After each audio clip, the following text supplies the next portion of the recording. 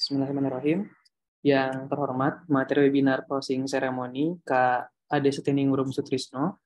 Yang saya hormati Ketua Pelaksana Arcasian 2023, yang saya hormati kawan-kawan panitia dan juga mentor di Arcasian 2023, dan yang saya hormati peserta Arcasian 2023 juga peserta webinar dari berbagai instansi. Selamat pagi, Assalamualaikum warahmatullahi wabarakatuh. Alamin, wabillahi nasta'in mu'min wassalatu wassalamu ala asyrofil anbiya wal mursalin wa ala alihi washabihi ajmain amma ba'du. Rabbi shrah li sadri wa yassir li amri wa lisani yafqahu qawli. Disyukur kita panjang hadirat Allah Subhanahu wa taala yang mana berkat rahmat serta karunia-Nya kita bisa berkumpul secara daring di ruang virtual ini. Juga salam serta salam dipanjatkan kepada junjungan kita Ibana wa Nabiyana Muhammad sallallahu alaihi wasallam. Kawan-kawan, sebuah langkah kecil perubahan yang melibatkan lebih dari 400 partisipan, baik itu peserta, panitia, mentor, maupun umum, yang digaungkan lewat rangkaian aksi bernama Arcasian 2023 sejak bulan Desember, alhamdulillah telah mencapai akhir.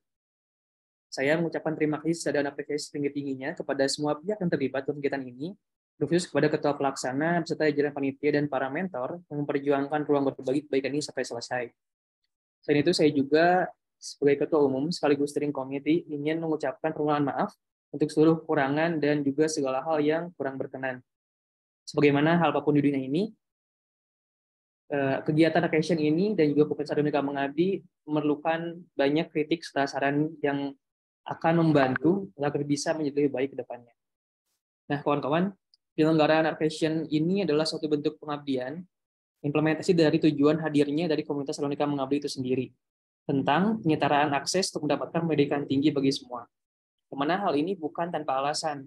Salah satunya berdasarkan data dari Direktorat Jenderal Pendudukan dan Catatan Sipil atau Dukcapil di 2022, menyebutkan bahwa hanya sekitar 6% dari 275,36 juta jiwa Indonesia, jiwa penduduk Indonesia yang bisa berkuliah.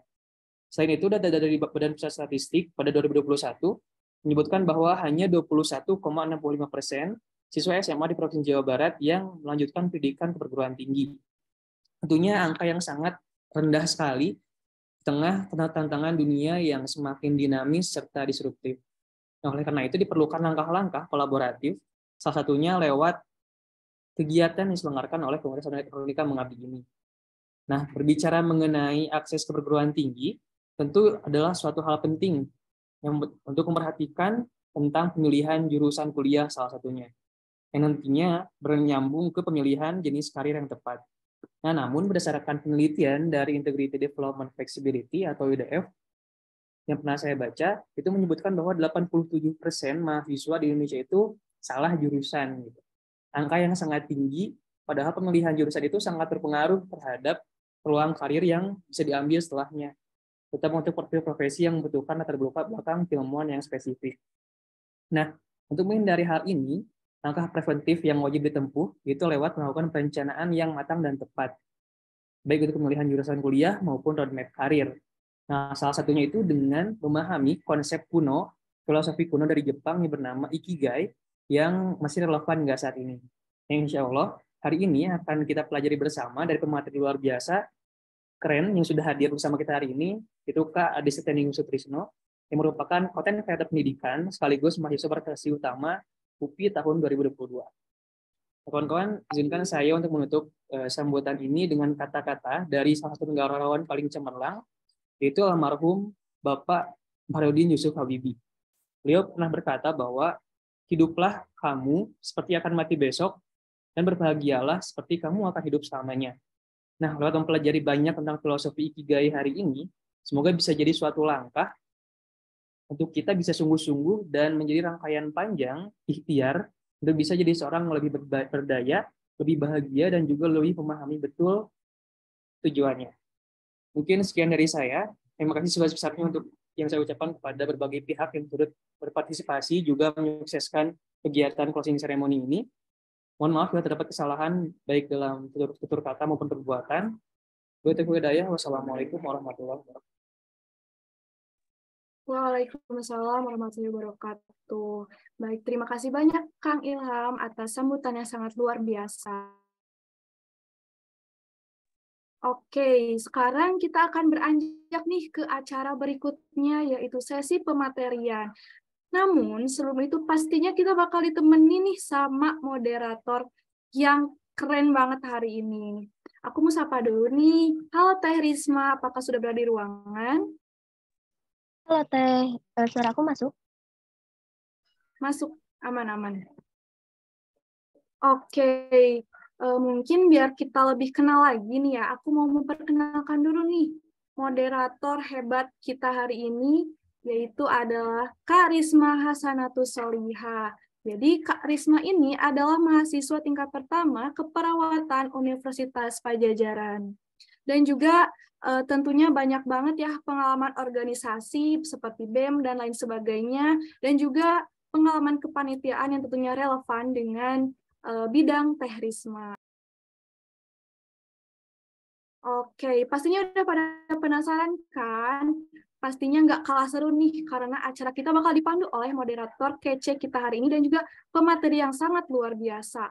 Untuk itu, gak usah lama-lama lagi ya teman-teman, aku sebagai MC akan langsung menyerahkan tugas aku ke Kak Risma selaku moderator untuk memandu acara pemberian materi oleh Kak Arum. Waktu dan jaringan aku persilakan kepada Kak Risma.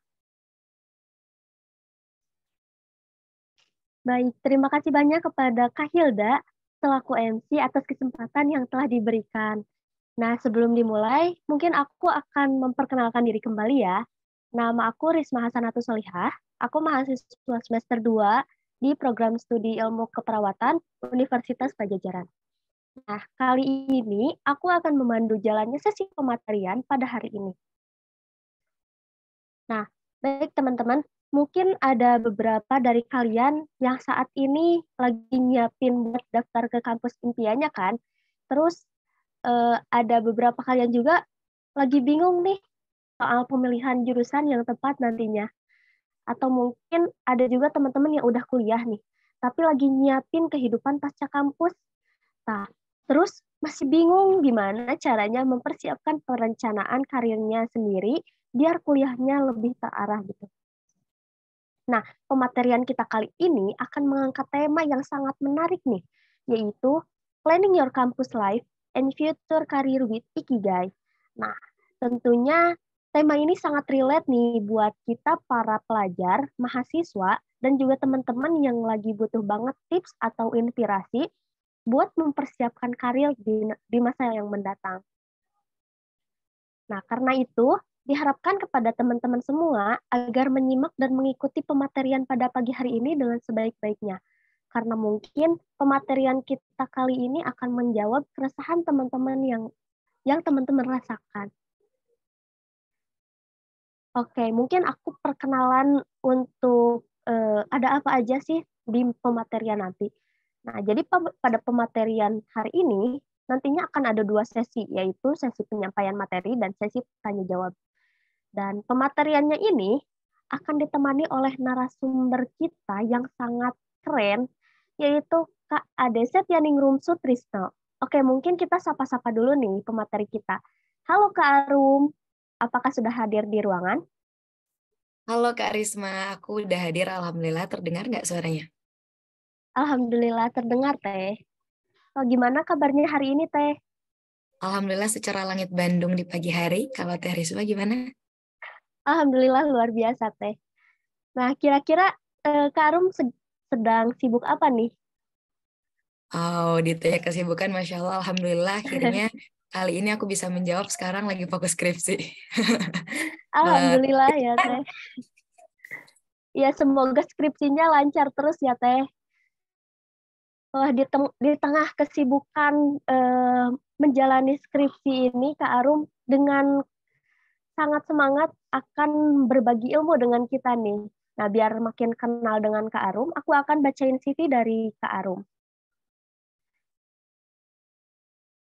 Nah, Kak Arum ini merupakan mahasiswa aktif jurusan Ilmu Pendidikan Agama Islam di Universitas Pendidikan Indonesia. Nah, di Universitas Pendidikan Indonesia, Kak Arum mendapatkan banyak sekali penghargaan dan juga prestasi. Salah satu beberapa di antaranya yaitu mahasiswa berprestasi utama di Universitas Pendidikan Indonesia tahun 2022, kemudian juga juara 1 Duta Maritim Indonesia tahun 2021 oleh Asosiasi Pemerintah Daerah Kepulauan dan Pesisir Seluruh Indonesia atau ASPEKSINDO. Kemudian juga Kak Arum merupakan penerima beasiswa unggulan Kemendikbudristek pada tahun 2019. Nah, selain prestasinya yang sangat luar biasa, Kak Arum juga memiliki segudang pengalaman organisasi yang tidak kalah hebat. Beberapa di antaranya yaitu sebagai founder dari beasiswa unggulan UPI pada tahun 2021 sampai 2022, kemudian juga co-founder dan ketua umum dari Forum Teman Sebaya UPI pada tahun 2021 sampai 2022, dan masih banyak lagi. Dan tentunya Kak Arum ini memiliki pengalaman sebagai narasumber juga di beberapa kegiatan, salah satunya yaitu di kegiatan webinar Genre Kota Manado dengan tema peran remaja dalam meningkatkan kualitas diri menuju Indonesia Emas, dan masih banyak lainnya pengalaman dari Kak Arum yang sangat luar biasa ini.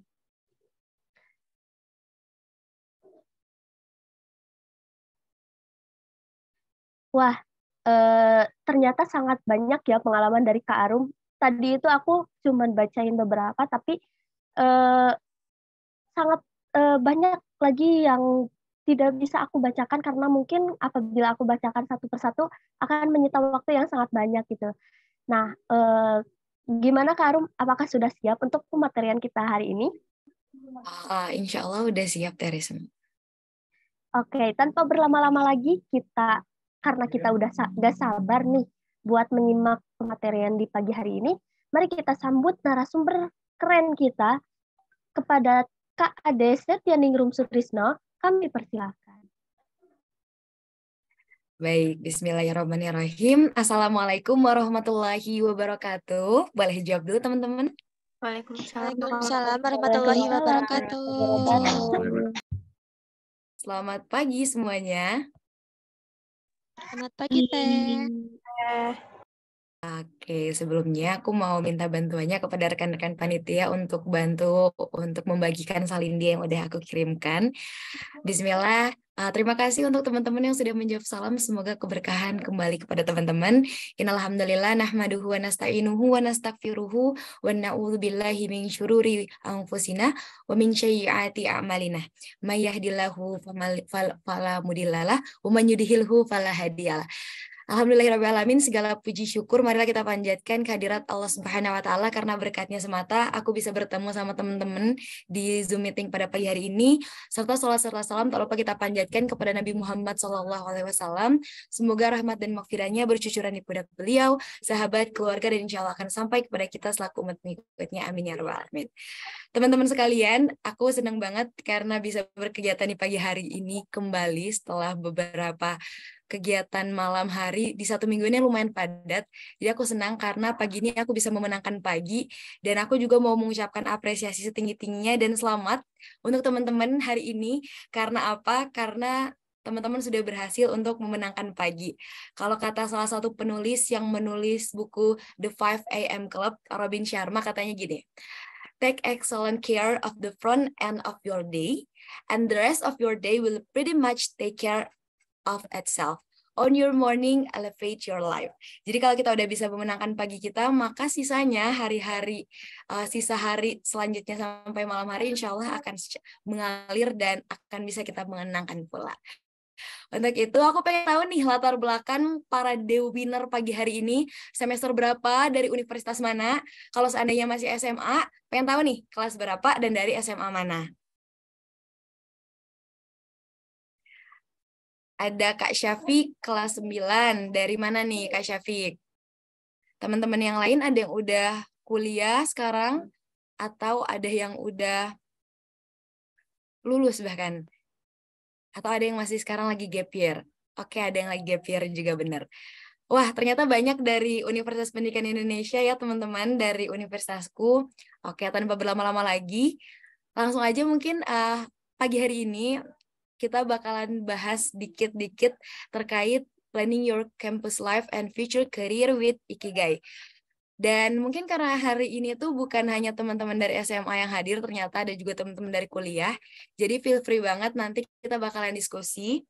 Dan disclaimer ya buat teman-teman SMA, aku di sini hadir bukan untuk menjawab nanti kalian harus ngambil jurusan apa, atau mungkin jadi penentu pada akhirnya, tapi aku di sini hadir sebagai wasilah untuk memfasilitasi teman-teman dan memandu teman-teman dengan beberapa best practice yang mungkin bisa bantu untuk nentuin passion, tujuan, dan menghadirkan berbagai macam option dan kemungkinan yang pada akhirnya akan memantapkan pilihan teman-teman itu sendiri. Nah, boleh next slide dulu. Kayaknya kita harus saling mengenal satu sama lain karena sesi ini akan sangat dekat karena namanya juga kita akan mengenal diri ya. Kita mengenal diri tentunya kita perlu untuk membuka ruang-ruang yang sebelumnya kita tutup. Kita harus saling mengenal. Untuk itu, izinkan aku untuk memulai terlebih dahulu, teman-teman. Perkenalkan, nama aku Adestia Ningrum Sutrisno. Biar singkat, kalian bisa panggil aku Arum aja, singkatan dari Adestia Ningrum. Hadir di dunia sebagai anak dari penghujung utara Indonesia. Ada yang bisa tahu penghujung utara Indonesia yang berbatasan dengan Filipina itu dari provinsi mana? Boleh kita cepet-cepetan di kolom chat. Sulawesi apa? Berarti kalau atas Sulawesi Utara. 100 untuk Kak Syafiq. Dan sekarang alhamdulillah karena tadi aku lagi garap skripsi semester 8 di Universitas Pendidikan Indonesia. Alhamdulillah tersesat di jalan yang benar karena aku ngerasa di awal semester di prodi ini aku ngerasa sedikit tersesat, tapi makin kesini aku ngerasa bahwa aku disesatkan namun pada suatu kebenaran. Ada yang kayak gitu nggak sekarang ngerasain di semester 2? Semoga enggak ya. Terus selanjutnya kebetulan kalau lagi ambis tuh aku suka banget begadang. Kayak aku bilang tadi di 1 minggu terakhir aku banyak banget begadang buat ngerjain skripsi dan hari ini alhamdulillah aku di pagi hari bisa beraktivitas layaknya orang normal karena uniknya nih tipe chronotype aku adalah wolf. Jadi otak aku tuh bisa bekerja secara optimal di malam hari. Kalau kalian selanjutnya alhamdulillah karena suka begadang ya malah keterusan jadi mahasiswa berprestasi utama UPI 2022 dan udah mau lengser karena sekarang udah 2023. Kebetulan aku suka laut karena tinggal di Sulut dan jadilah juara 1 Duta Maritim Indonesia ya. Dan aku juga memegang erat value influence, helping others, and knowledge. Akhirnya malah jadi volunteer. Dan aku kalau belajar, tipe belajarnya tuh visual dan auditory. Karena aku sering struggling kalau cuma baca aja, jadi aku juga pengen menghadirkan bagaimana bisa memberikan pemahaman kepada orang lain melalui tipe belajar yang sama dengan aku, yaitu visual dan juga auditory. That's why kenapa aku bisa bikin konten, dan sekarang mungkin aktif dan ikhtiar untuk bisa komitmen dan konsisten untuk jadi content creator pendidikan di TikTok maupun di Instagram. Bisa lihat di Instagram aku ada @room teman-teman. Nah, pas SMA dulu nih, aku suka banget cosplay jadi penerima beasiswa. Ternyata pas kuliah, alhamdulillah jadi penerima beasiswa dari Kemendikbud beneran. Nah, hidup memang lucu banget ya. Kadang yang kita bercandain malah jadi serius dan begitupun sebaliknya. Aku udah memperkenalkan diri aku dan aku juga pengen kalian memperkenalkan diri kalian. Salam kenal semuanya. Aku senang bisa melihat satu persatu walaupun mungkin nggak akan bisa kita mengulik satu persatu diri teman-teman, tapi kita bakalan saling mengenal, minimal kamu lebih kenal diri kamu sendiri. Who are you? Next slide. Nah, kita mulai dengan harapan kalian siap karena kita mau cepet-cepetan nulis. Aku harap kamu teman-teman semua buka kolom chatnya karena aku bakalan ngasih pertanyaan. Kalian silakan untuk memilih, ada yang pertanyaannya ada option, ada pertanyaannya yang ya udah jawab sebagaimana yang bisa kamu jawab. Gimana semua, are you ready? Apakah kalian sudah siap? Mana semuanya chatnya pengen lihat nih kesiapan kalian. Oke, ready. Najwa, Neneng sudah ready. Siapa lagi nih? Fadilah, Nurul Makfirah, Syafiq. Oke, yes ma'am. Next slide. Karena udah pada ready, kita masuk ke pertanyaan yang pertama. Karena tadi aku udah kasih tahu cara belajarku. Apa cara belajarmu? Ayo, cepet-cepetan jawab. Yang pertama, visual. Yang kedua, auditory. Yang ketiga, reading atau writing. Dan yang terakhir, kinestetik. Di sini banyak ya, ada yang bilang auditory, ada yang bilang visual, ada yang bilang reading, ada yang bilang running. Waduh, gimana tuh belajar sambil lari ya? Sangat-sangat multitasking orangnya, sangat milenial zaman sekarang. Ada yang reading, visual, and auditory. Nah, keren banget karena kalian udah tahu cara belajar kalian. Dan buat yang belum tahu apa cara belajarnya, berarti aku kasih PR ya. Kamu punya tugas untuk mengetahui cara belajar kamu. Kalau tadi perhatiin, ada yang masih ingat nggak cara belajar aku apa? Boleh on mic ataupun di kolom chat juga bisa. Ada? Oke, thank you. Berarti untuk sangat memperhatikan auditory dan visual. Oke, karena udah tamat nih sama pertanyaan pertama, kita next ke pertanyaan yang kedua. Siap-siap lagi ya. Kapan pikiranmu dapat bekerja paling baik? Dalam artian produktivitas otakmu tuh bisa maksimal kalau di jam-jam ini. Yang pertama, siang hari. Yang kedua, no, jawabnya bukan pagi siang hari. Tapi jawabnya pakai jenis chronotype. Pilih beruang, lion, wolf, ataupun dolphin. Jadi kalau beruang itu di siang hari, lion itu di pagi hari, wolf itu di malam sampai larut malam, dan dolphin itu di pagi ke siang. Pokoknya kapanpun dia bangun, baru deh langsung tuh otaknya langsung produktif gitu. Waduh, ada banyak dan ada kaum-kaumku juga ya, sepertinya di sini ada banyak para yang suka mengaum di malam hari. Karena ya gimana ya, kalau malam hari tuh kayak gelombang otak, sinyal dan frekuensinya lebih kuat nggak sih? Ternyata secara biologis itu sangat wajar teman-teman, dan kita perlu untuk tahu itu. So buat kalian yang masih belum tahu jenis chronotype kalian apa, aku kasih PR lagi untuk ngaca ya, bawa kacanya ke depan, dan pelajari lagi dirinya lebih dalam lagi. Oke? Cukup, kita cukupkan untuk pertanyaan ini, kita next ke pertanyaan selanjutnya. Terima kasih untuk teman-teman udah menjawab. Nah, ini udah mulai agak-agak nggak ada opsi ya, mohon maaf, karena pertanyaan nggak ada bantuan. Kalau nggak bisa jawab, berarti kalian wajib ikut tes untuk mengetahui nih, nilai apa sih yang bisa mewakili kamu via www.tonyrobbins.com. Nah, pertanyaannya simple, tapi lumayan meaningful dan powerful juga. What do you value in life? Apa yang Anda hargai dalam hidup? Atau apa nilai-nilai yang kamu anut sejak kamu lahir hingga sekarang? Apa yang kita value dalam life ini tentunya akan selalu berbeda seiring berjalannya waktu. Tapi aku penasaran, teman-teman di sini udah tahu belum value dalam hidup kita yang kita anut, kita prioritaskan, kita pegang, yang jadi satu-satunya, bukan satu, faktor penentu ketika kita menentukan keputusan, itu apa? Wah, kok pada nggak cepet-cepet nih? Tadi kayaknya baru di menit kedua udah pada langsung ngirim. Oke, ada Kak Syafiq di sini. Keren, komunikatif. Saya menghargai diri saya yang berjuang dan tidak mudah menyerah. Oke, lanjut.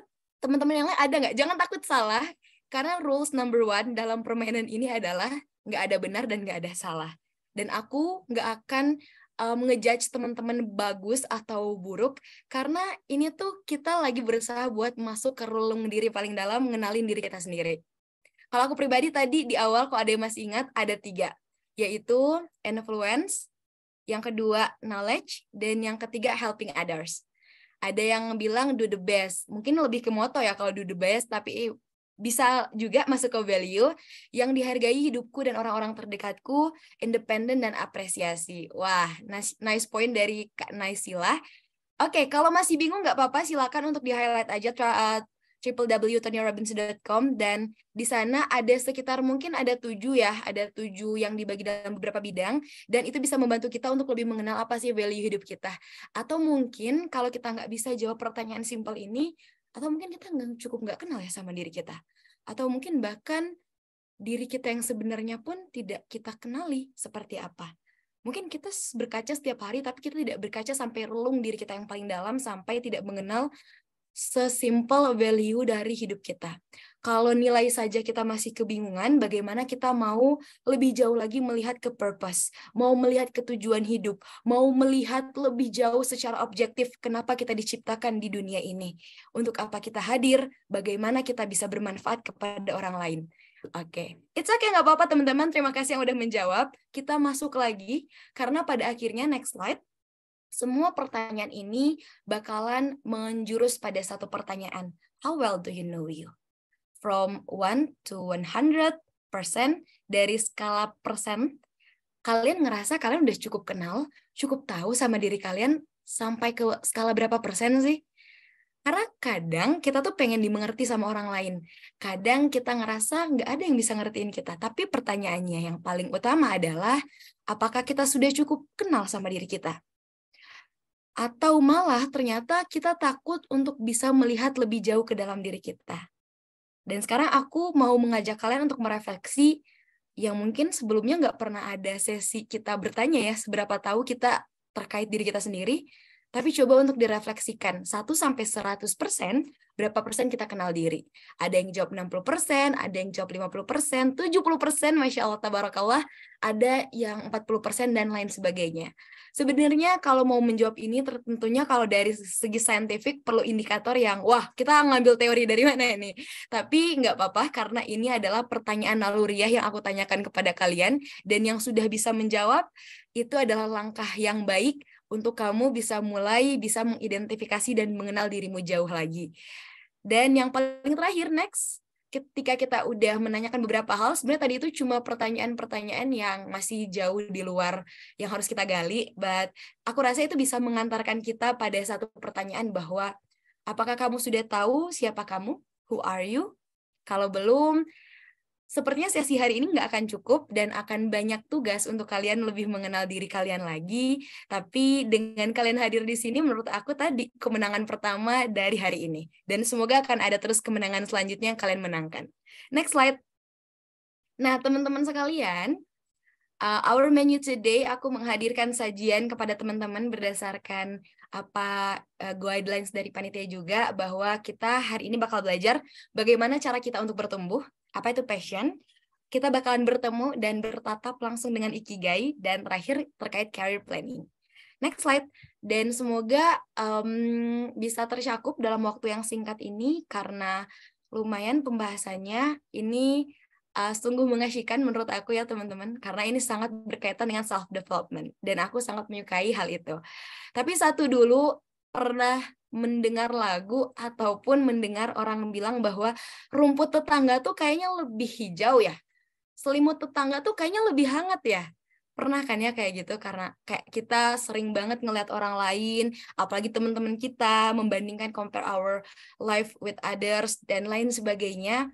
Dan pada dasarnya kita nggak sadar bahwa ketika kita membandingkan diri kita dengan orang lain, di situ ada di mana kita kebingungan untuk bisa mengambil keputusan-keputusan dalam hidup kita. Karena apa? Karena ketika kita berfokus kepada orang lain, ada satu orang yang paling harus kita pusatkan fokusnya, namun kita lupakan. Karena kita sibuk nih, lihat kanan, lihat kiri, bandingkan kanan, bandingkan kiri, sampai lupa nih buat ngambil kaca dulu, ngeliat ke diri sendiri, buat kenal diri sendiri. Karena salah satu ahli mengatakan, bukan ahli sih, ini adalah salah satu tokoh favoritku, Alexander Ruby. Beliau bilang, success is liking yourself, liking what you do, and liking how you do it. Kemudian ketika dia bilang terkait kesuksesan, dia juga melanjutkan, your life, business, career, and relationship will only grow as much as you grow personally. Jadi hidup kita, baik itu bisnis, karir, relationship, itu tuh bisa bertumbuh ketika kita juga bertumbuh. Jadi kuncinya adalah kita mau bertumbuh dulu. Karena ketika kita terlalu banyak evaluasi, adanya malah kita jatuhnya compare diri kita dengan orang lain. Padahal kan sebenarnya hidup kita tuh punya timeline-nya sendiri, kita punya circle balap kita sendiri, dan beda jalur balap dengan orang lain karena kita punya our own path. Nanti kita bakal bahas itu lebih jauh di akhir. Next slide. Nah, di sini kata Alexander gini, bertumbuh adalah belajar dari segala situasi, keberhasilan maupun kegagalan. Jadi sekarang apakah kita mau untuk belajar dari segala situasi, belajar dari keberhasilan ataupun kegagalan tanpa memandang, aku mah hanya pengen ketika sukses aja, aku mah nggak mau ngambil sesuatu dari kegagalan dan lain sebagainya. Next slide.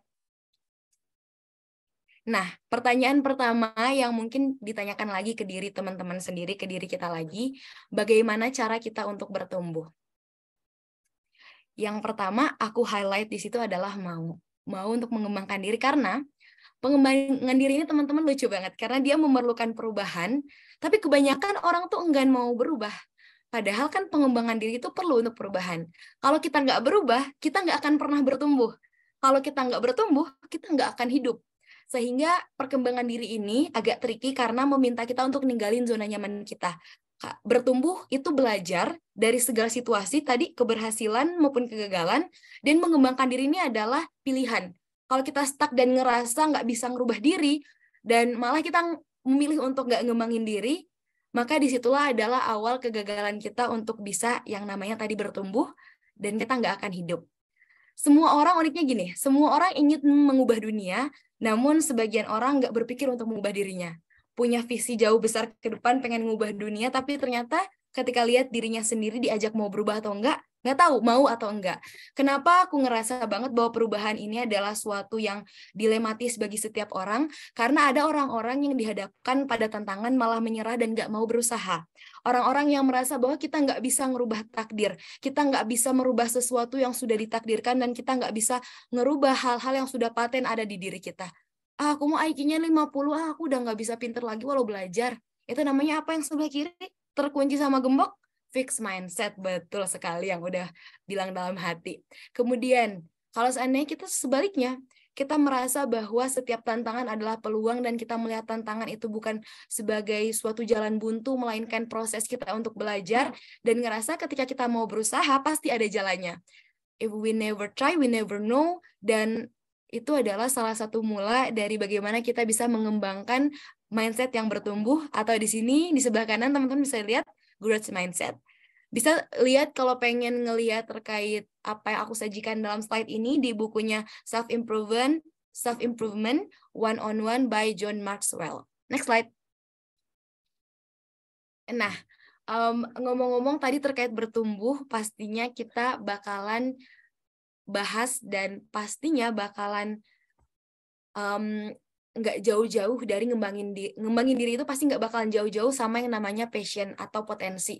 Karena pasti kita bakalan ngeliat potensi diri kita terlebih dahulu, lalu kita berkomitmen nih, pengen ngembangin diri atau enggak. Tapi kita perlu samain persepsi dulu nih, apa yang dimaksud dengan passion, karena kan ada banyak banget definisi. Jadi kita perlu samain dulu di sini. Untuk itu, bantu aku teman-teman untuk sama-sama kita bisa menyamakan persepsi. Ini bisa dijawab di chat, bisa dijawab dalam hati juga, nggak apa-apa. Yang pertama kalau ngomong-ngomong terkait passion, karena sekarang nih banyak banget ya namanya passion confusion. Orang-orang tuh bingung sama passionnya sendiri ya. Bahkan jangankan passionnya sendiri, definisi passionnya aja bingung. Apa sih yang dimaksud sama passion? Apa sih bedanya sama talent? Apa sih bedanya sama bakat gitu ya? Nah sini, coba jawab dulu pertanyaan ini. Coba lihat deh, refleksi hal atau kegiatan apa yang paling kamu suka atau kamu enjoy saat melakukannya. Jawab sekarang dalam hati ataupun di chat boleh. Terus yang kedua, ketika kita udah tahu nih hal yang ketika kita lakukan kita enjoy, kita suka, terus apakah hal itu kamu rasa kamu bagus melakukannya? Atau ternyata hal yang kamu bagus untuk melakukannya itu adalah hal yang berbeda dengan tadi, hal yang kamu enjoy dan yang kamu suka. Oke, sudah dijawab? Kalau udah dijawab, misalnya aku nih, hal kegiatan yang aku suka tuh dan enjoy saat ngelakuinnya itu ketika aku bikin video. Gak tahu, aku ngerasa hidup, aku ngerasa enjoy, aku ngerasa hadir di sana. Dan ternyata hal itu juga aku bagus dalam melakukannya. Nah, apakah ini disebut dengan passionku? Dan apakah jawaban yang teman-teman jawab adalah passion teman-teman? Jawabannya ada di slide selanjutnya. Nah,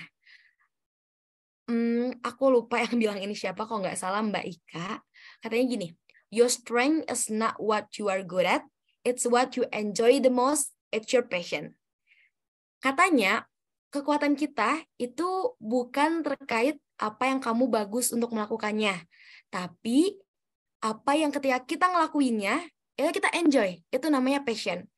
Ini sangat tricky kata-katanya kalau kita nggak artikan dengan hati-hati. Karena apa? Ada banyak anak muda yang memandang bahwa, oh kalau kayak gitu, kalau kita nggak bagus di situ, tapi kita enjoy, berarti itu passion. Padahal maksud dari Mbak Ika ini adalah, kita perlu untuk fokus kemana. Kita nggak perlu lihat mana yang kita nggak bagus. Tapi kita perlu fokus ke kekuatan aja. Kekuatan di sini adalah hal-hal yang kita enjoy. Jadi itu yang menjadi strength kita, itu yang jadi passion kita. Sehingga menurut aku pribadi, dengan beberapa literatur yang aku baca sebelumnya, passion itu adalah apa yang kita suka ketika kita membuat itu, tapi kita juga bagus di situ. Jadi bukan hanya kita suka, tapi ada usaha, ada ikhtiar kita untuk memperbaiki diri agar kita bisa expert di situ misalnya. Kita bisa tahu terkait hal yang kita sukai tadi. Kayak mungkin sebelumnya kalau ada yang ngejawab, aku suka ketika bikin video, tapi sebenarnya aku nggak terlalu bagus pas bikin video. Berarti kamu jangan dulu menyebut itu sebagai passion. Bisa saja itu hanya sesuatu hal yang kamu sukai. Kenapa? Karena kalau dilanjutkan lagi sama kata Mbak Ika sebelumnya itu adalah ketika dia bisa dengan gamblang menyebut sesuatu bidang itu adalah passion-nya, maka dia harus ada ikhtiar dan usaha untuk expert di bidang itu, untuk cari tahu lebih, untuk mengaktualisasikan diri di situ. Sehingga dari sini bisa kita lihat bahwa passion, what you love doing, plus what you are good at. Berawal dari kecintaan, terus rasa cinta itu membawa kita pada keingintahuan, dan berusaha mendalaminya, sehingga kita bisa baik di bidang itu. Kemudian kalau talenta, itu adalah skill, kemampuan yang kita udah lahir dengan itu, udah jadi bawaan. Tapi ingat, belum tentu talenta ini jadi passion kita. Karena belum tentu talenta ini kita udah bagus, tapi belum tentu kita suka. Kalau passion kebalikannya, udah pasti kita suka, dan kita berusaha untuk bagus di bidang itu. Gimana caranya kita berusaha bagus, pada akhirnya itu akan membawa passion ini menjadi skill, menjadi kemampuan tadi. Contohnya nih, aku kasih contoh ya, kalau di talenta. Kamu punya suara bagus, tapi kamu nggak suka nyanyi, karena kamu nggak suka muncul di depan umum. Kamu udah punya kan skill yang kamu bawa sejak lahir nih, suara bagus. Tapi talenta ini apakah bisa dikembangkan menjadi passion? Jawabannya tergantung diri kamu mau atau enggak. Tapi bisa aja. Kalau misalnya kamu suka, suara bagus kamu itu dijadikan skill, kemampuan yang bahkan itu bisa membuat kamu mendapatkan uang, menjadi pekerjaan, itu bisa kamu kembangin jadi voice over talent. Talenta yang kamu kembangkan pada akhirnya jadi passion. Insya Allah dapat ya poinnya teman-teman. Sehingga passion nggak berhenti untuk kita enjoy aja, tapi passion itu harus digali hingga jadilah skill. Next slide. Oh ya, di sini secara simpel sebenarnya kita bisa lihat konsep 4E. Kalau masih bingung buat gimana sih cara nentuin apa yang kita sukain, cari lihat apa hal yang enjoy, hal yang menyenangkan, terus easy, hal yang terasa mudah, excellent, kita bisa memperoleh hasil terbaik, dan pada akhirnya kita bisa earn, memperoleh pencapaian, entah itu pada pendapatan, kehormatan, or anything else. Jadi memandang passion sebagai 4E ini juga salah satu shortcut teman-teman kalau pengen tahu passion teman-teman itu apa. Apa sih yang menyenangkan, apa sih yang terasa mudah, dan lain sebagainya. Karena ingat, kalau kita nggak mawas diri, kita nggak cukup self-awareness-nya, kita bakalan terjebak dalam ketidakefektifan, teman-teman. Kita harus tahu banget di mana zona kekuatan kita. Karena hampir semua orang membuang-buang sebagian dari hidupnya karena berusaha untuk memberikan kualitas yang tidak ia miliki. Menghabiskan waktunya kepada suatu hal yang pada dasarnya dia nggak miliki. Dan untuk itu nggak apa-apa sebenarnya nge-explore diri, tapi minimal kita bisa mengenali di mana sih zona kekuatan kita. Kita bisa menemukan kekuatan kita dengan membuka telinga, mendengarkan pujian orang lain. Jadi kalau seandainya ada teman-teman kita yang muji, wah ternyata Arum suara kamu bagus. Waduh, Masya Allah, amin ya. Walaupun aku nggak bisa nyanyi. Nah, di situ kita bisa lihat, oh, dari pujian orang lain bukan buat bikin kita jadi terbang, tapi bikin kita jadi tahu zona kekuatan kita ternyata bagi orang lain adalah menyanyi. Kenapa? Hal yang kita rasa kita menguasai, perceive ability, kayak aku ngerasa aku suaranya bagus nih, misalnya contohnya. Tapi belum tentu kata orang lain tuh bagus. Makanya kita butuh juga masukan dari orang lain untuk mengetahui our actual ability. Kedua, bisa lihat lewat lomba misalnya. Untuk mengetahui our actual ability itu lewat lomba-lomba yang dinilai oleh orang lain juga. Dan temukan keunikan teman-teman, disiplinkan diri, kemudian kembangin hal itu dalam sebuah kedisiplinan tadi. Karena apa kita harus tahu banget our strength? Karena teman-teman, ketika kita bersedia dan menyatakan diri, menyatakan sikap, tadi yang pertama syarat untuk mau bertumbuh apa? Mau. Maka kita harus mau hal berharga yang bisa kita berikan untuk proses pertumbuhan ini, kita berikan adalah satu hal. Apa? Waktu, teman-teman. Gimana sih kegiatan di masa depan yang kiranya kita ridho nih untuk mendedikasikan waktu kita pada kegiatan itu. Karena hal yang nggak bisa dibeli tentunya, nggak bisa kita kembalikan lagi ya waktu itu sendiri. Next slide. Kalau kecepatan bilang ya teman-teman. Nah, kita masuk ke, kalau tadi mungkin appetizer ya, ini udah main course. Kita bahas terkait suatu konsep yang namanya ikigai. Wah, Jol, tiba-tiba masuk ikigai. Aku kasih pengantar dulu. Kalau tadi orang-orang nyebut passion itu adalah dua hal. What you are good at, sama tadi what you love. Apa yang kita suka, sama apa yang kita bisa, kan dua hal itu. Namun rasanya terlalu kerdil definisi terkait passion kalau kita hanya menyebutkan dua hal itu. Sehingga banyak orang lebih suka menyebutnya terkait ikigai. Ini ada yang namanya sebelah kiri purpose diagram dari Mark Quinn. Teman-teman lihat, aku bakal jelasin, sebenarnya ada banyak miskonsepsi terkait ikigai, tapi biar teman-teman nggak bingung, nanti aku jelasin di akhir setelah sesi tanya jawab aja, terkait diagram purpose yang sebenarnya. Nah, Satu hal sebelum kita masuk ke diagram ini, aku perlu untuk memanggil nih, aku panggil teman-teman semua yang ada di sini untuk menghadirkan kesadarannya kembali, untuk kembali hadir lagi, bahwa ketika kita mau mengetahui ikigai kita perlu paham bahwa kita perlu untuk menemukan makna hidup kita. Karena kita nggak menciptakan makna hidup, melainkan kita menemukannya seiring proses kita untuk bertumbuh. Dan aku yakin dan percaya teman-teman yang hadir di sini punya alasan masing-masing untuk hidup, dan kita punya tugas masing-masing untuk apa kita diciptakan. Tapi pertanyaannya adalah, apakah kita sudah menemukan hal itu seiring dengan proses kita bertumbuh, atau mungkin kita belum menemukannya karena memang kita belum mau untuk bertumbuh, kita belum mau untuk berubah, kita belum mau untuk mengembangkan diri. Kita, kalau kata Aristoteles, adalah apa yang kita lakukan secara berulang, maka keunggulan itu bukanlah tindakan, melainkan kebiasaan. Untuk itu, kita perlu banget untuk menemukan ikigai kita sendiri. Mengejar dan merawatnya setiap hari, karena ini akan memberikan makna hidup bagi kita. Kalau tadi aku bilang makna hidup dicari, bagaimana salah satu ikhtiar yang bisa kita lakukan? Ya caranya dengan mengidentifikasinya, dengan mencari ikigai kita tuh yang mana sih sebenarnya. Kalau teman-teman lihat di sini ada banyak lingkaran yang saling berkaitan. Ada 4 lingkaran yang ini idealnya beririsan semua. Nah, di sini kalau kita lihat baik-baik, ada nih switch spot di mana kayaknya kita bisa berada di keduanya.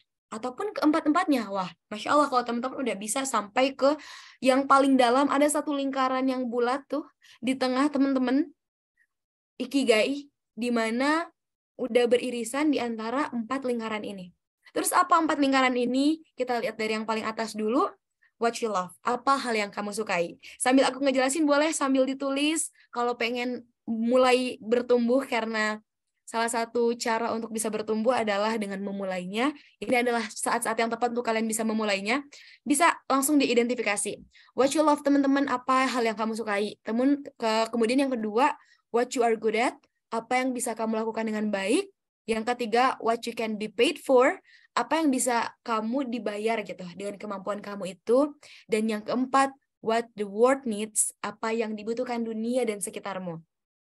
Kalau teman-teman kayak, wah, aku kasih waktu nih, misalnya 30 detik untuk teman-teman mengidentifikasi apa sih yang aku sukai, apa yang bisa aku lakukan dengan baik, terus apa yang bisa kemampuan aku dibayar, apa yang dibutuhkan dunia.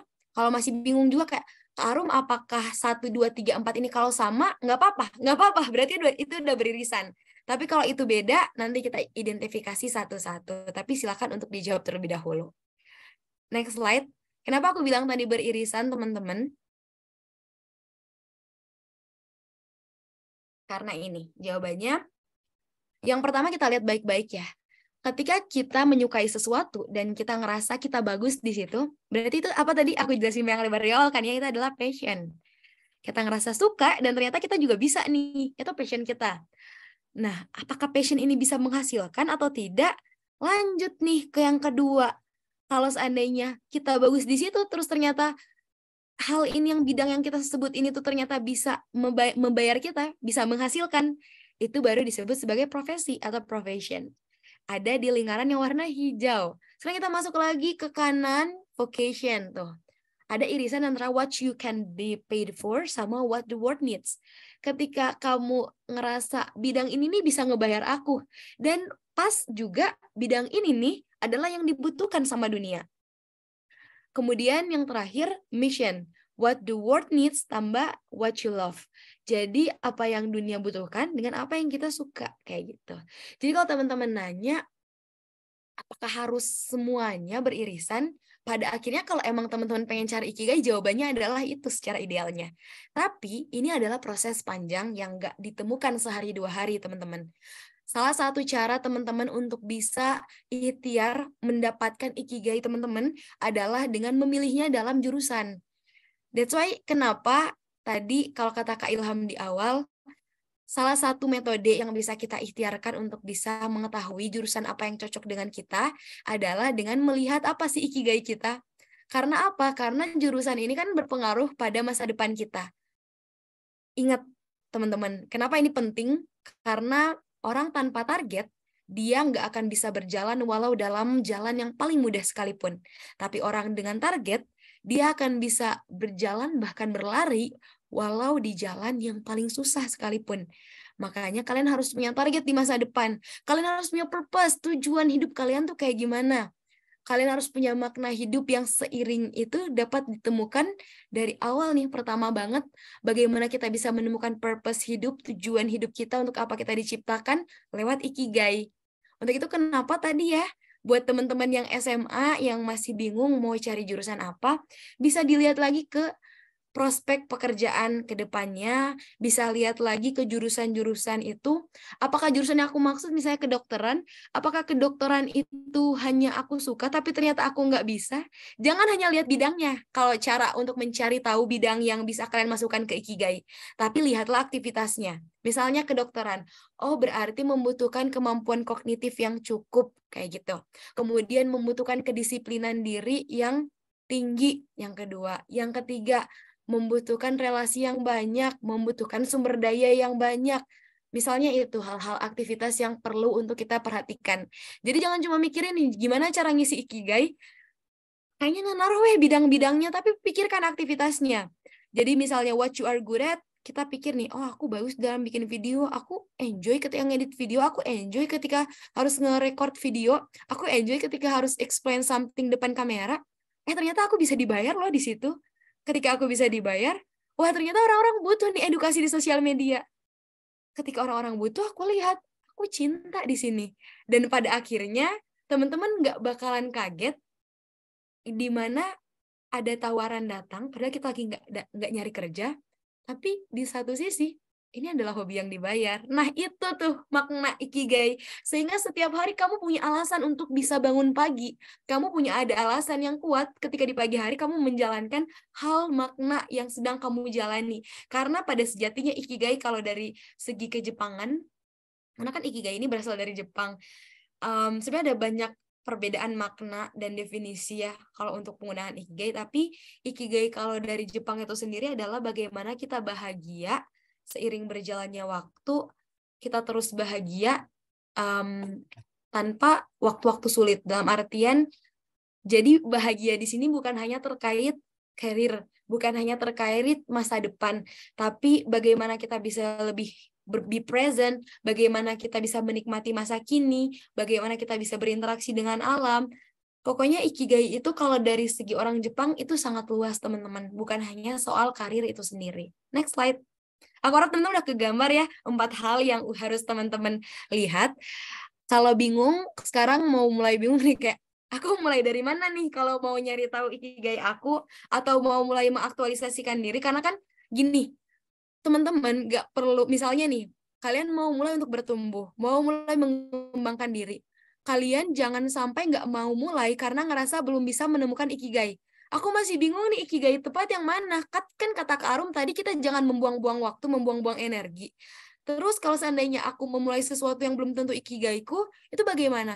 It's okay, nggak apa-apa. Itulah guna irisan yang lain, yaitu passion, mission, provision, and vocation, teman-teman. Kalian bisa mulai misalnya dari passion terlebih dahulu, what you love. Ataupun bisa aja kalian lebih realistis lagi, kita nggak bisa membohongi diri bahwa kita punya tanggung jawab, kita punya responsibility. Walaupun kita menyukai sesuatu, pastinya kita juga nggak bohong dong bahwa kita butuh untuk dibayar, kita butuh untuk memberi penghidupan, apalagi kalau kita punya tanggungan. So, be realistic aja, nggak apa-apa kalau kalian mau mulai mengidentifikasi ikigai kalian dengan what you can be paid for. Walaupun kamu ngerasa kamu belum mencintai itu, walaupun kamu ngerasa kamu belum terlalu bagus di bidang itu, nggak apa-apa, silakan realistik aja. Karena salah satu inti untuk menemukan ikigai adalah tadi aku bilang di awal, mau untuk bertumbuh. Ketika kita mau untuk bertumbuh dan kita berpikir bahwa segala sesuatu ketika kita usahakan dengan tadi growth mindset itu bisa diubah.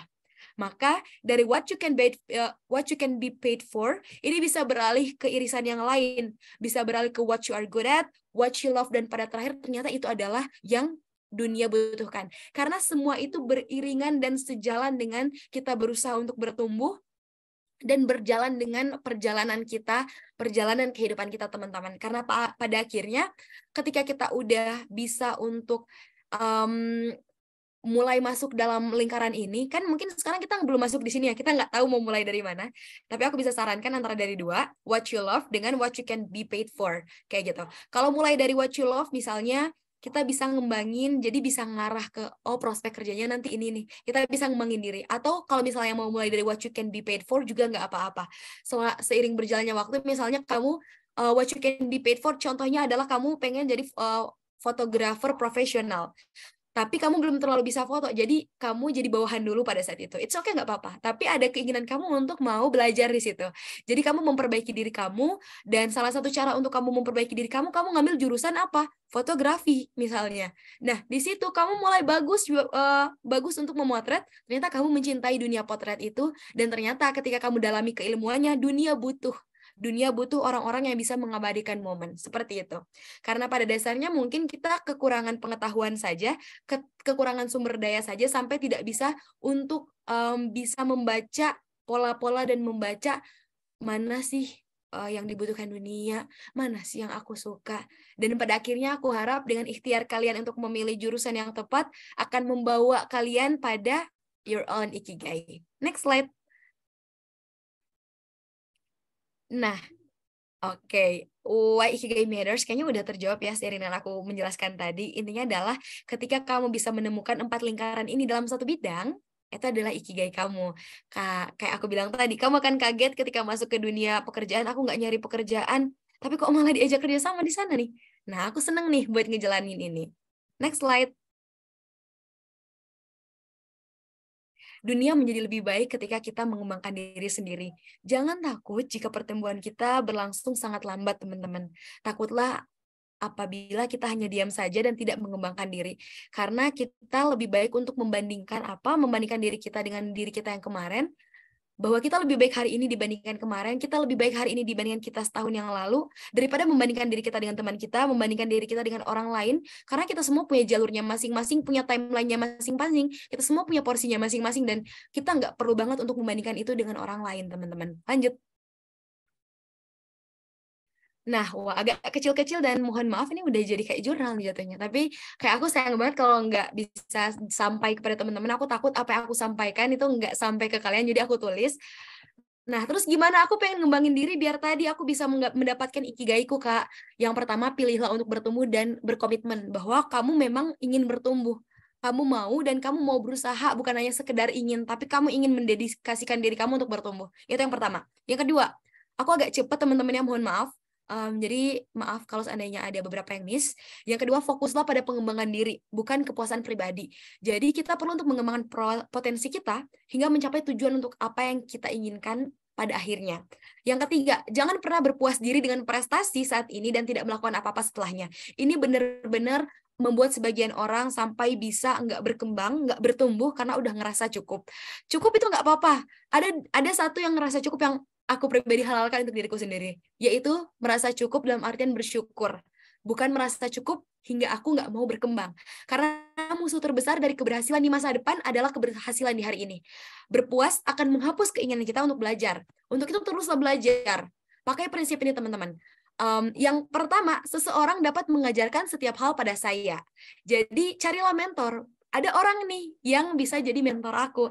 Tapi satu hal yang aku pesan kalau teman-teman mau cari mentor, jangan plek ketiplek seluruhnya ditiru.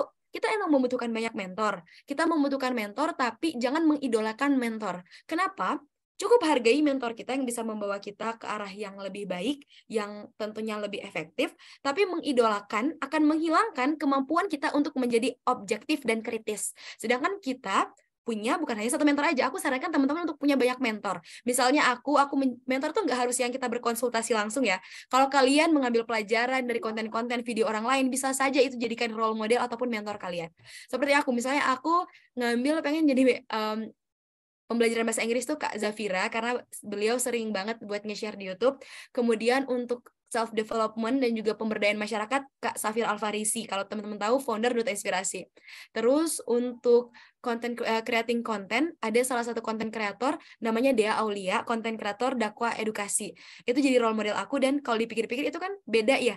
Tiap jenis itu beda. Dan menurut aku, itu adalah salah satu bentuk objektivitas aku untuk tidak mengidolakan setiap mentor aku, namun aku mengambil pelajaran baik dari mereka, dan belajar juga dari kekurangan mereka.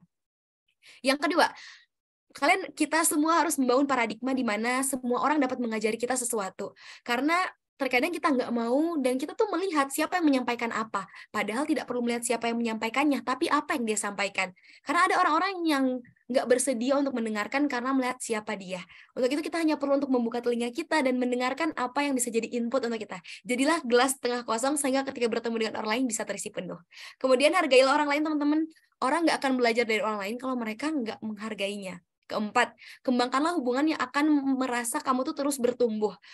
Jadi kalau kalian bingung mau nyari jurusan apa, carilah jurusan yang kamu bisa bertumbuh, carilah jurusan yang dimana kamu bisa mendapatkan relasi yang luas, dan hubungan itu bisa membuat kamu tumbuh secara seutuhnya. Karena kuliah bukan cuma tentang belajar, tapi membeli situasi. Kuliah itu bukan cuma sekedar kamu menimba ilmu, tapi bagaimana kamu mencari relasi. Jadi be wise untuk memilih jurusan. Yang kelima, ajukanlah pertanyaan. Cara terbaik untuk belajar adalah mengamati dan mengajukan pertanyaan. Panjang banget kalau aku jelasin terkait ke curiosity atau rasa penasaran ini, tapi silakan terus menjadi seorang yang penuh dengan tanda tanya setiap harinya, sehingga setiap hari kamu belajar hal yang baru, minimal misalnya dari kutipan seorang ahli atau caption teman kamu. Nggak apa-apa, silakan untuk belajar dari setiap hal itu dan bertanyalah, sehingga kita punya keterbukaan diri untuk belajar setiap harinya.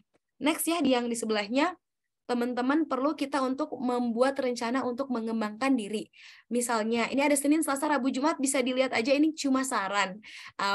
Minimal kita luangin satu waktu untuk ngembangin diri setiap harinya, dengan catatan, misalnya kita fokus ke 3 hingga 5 bidang. Misalnya di sini tuh ada terkait kepemimpinan ya, fokus ke bidangnya, dan cari material yang bisa bantu kita untuk optimize belajar di bidang-bidang itu. Misalnya material di sini itu ada apa? Ada podcast, ada YouTube, ada buku.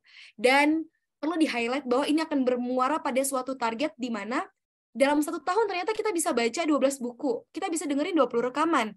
Tapi aku coba buat teman-teman membuat rencana untuk mengembangkan diri ini bukan untuk orientasi pada target, tapi bangun sistem. Dengan kita membuat hari Senin belajar 1 jam, Selasa 1 jam, dan lain sebagainya, kita membuat suatu sistem yang tanpa sadari bahkan akan melebihi target yang ingin kita capai. Jadi lebih baik kita untuk fokus pada sistem, membuat sistem dibandingkan fokus pada target. Kemudian, bayarlah harganya. Maksudnya apa nih? Ada salah satu kalimat dari Presiden Theodore Roosevelt, tidak ada seorang pun dalam sejarah kami yang telah hidup dengan mudah dan penuh kesenangan, namun namanya masih diingat. Jadi kalau pengen hidup bermakna, penuh dengan kesadaran, kita perlu untuk mengorbankan beberapa hal dalam diri kita, dan itu oke, itu nggak apa-apa banget. Semua harga akan dibayar, pada nantinya akan kembali kepada kita. Karena kita berinvestasi untuk diri kita sendiri. Karena the best investment is in yourself. Itu kalau kata Warren Buffett. Nah, yang ketujuh, terapkan apa yang teman-teman pelajari. Mungkin oke, yang ketujuh. Janganlah belajar hanya untuk tahu, belajarlah untuk melakukannya. Salah satu ikhtiarnya, kalau teman-teman habis belajar, aku setiap baca buku, aku pasti punya resensinya, minimal 2-3 lembar. Membuatnya dalam satu berkas, sehingga aku nggak bingung lagi ketika mau mengulangnya. Karena, ingat teman-teman, tidak pernah terlambat untuk menjadi seorang seperti yang kita inginkan. Nggak ada kata terlambat, apalagi untuk kebaikan. Dan segala kebaikan itu harus disegerakan. Next slide.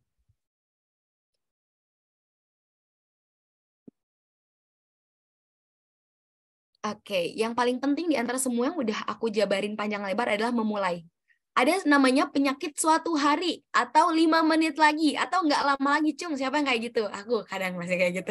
Menurut pepatah, padahal pepatah Inggris kuno, teman-teman, tak lama lagi, ternyata itu artinya nggak sama sekali. Jadi kalau kita menunda, kayak aku nih kalau bangun pagi, ada nggak yang kayak, ada ternyata udah bangun sama alarm, tapi bilang, nggak lama lagi, beneran, ini mah cuma nutup mata, nggak lama lagi. Ternyata subhanallah bangunnya jam 10. Benar ternyata, kata filsafah, tak lama lagi berarti tidak sama sekali. Jadi jangan pernah menunda-nunda waktu gitu. Mulai sekarang kalau bisa ngambil langkah. Nggak peduli garis startmu sekarang ada di mana, teman-teman. Janganlah takut, karena semua orang juga memulai dari tempat di mana mereka berada pada saat itu. Jadi nggak jolwe langsung ke finish, nggak ya. Semua ada di garis start, tapi mungkin emang garis start kita yang beda. Ada yang sama privilege, jadi garis startnya dekat sama garis finish.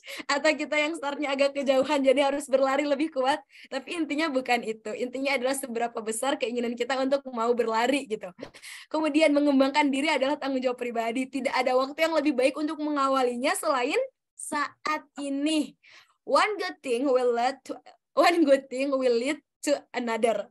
Start today. Udah, ini pada ketawa di kolom chat, kelihatan semua terbuka aib-aibnya. Next slide. Kita masuk ke topik pembahasan kita yang terakhir. Oke, sedikit mengenai kesimpulan yang tadi. Waktu terbaik untuk menanam pohon adalah 25 tahun lalu. Waktu terbaik kedua adalah sekarang. Waktu terbaik untuk memperbaiki diri sebenarnya adalah pada masa awal kuliah. Tapi kalau udah semester 2 ya udah nggak apa-apa.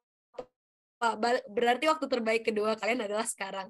Pelajari keahlianmu hari ini, cari your own strengths, cari ikigai kamu, dan kamu harus melakukannya dengan tanpa mengatakan nanti. Next slide. Ketika pada saat itu membawa kita pada match your own path, believe in yourself. Next slide. Di kuliah, teman-teman yang nanti bakalan masuk ke perkuliahan mungkin akan memilih beberapa pekerjaan yang berkaitan sama prospek pekerjaan, berkaitan sama elemen kalau di Ikigai tadi what you can be paid for. Tapi ingat satu hal, bahwa ada satu hal yang gak bakalan pernah hilang dari lirikan recruiter adalah skill dan kemampuan. Jadi dari awal kuliah aku selalu bilang ke teman-teman, ke menti-menti aku adalah bikin studi plan, bikin dream book. Kenapa?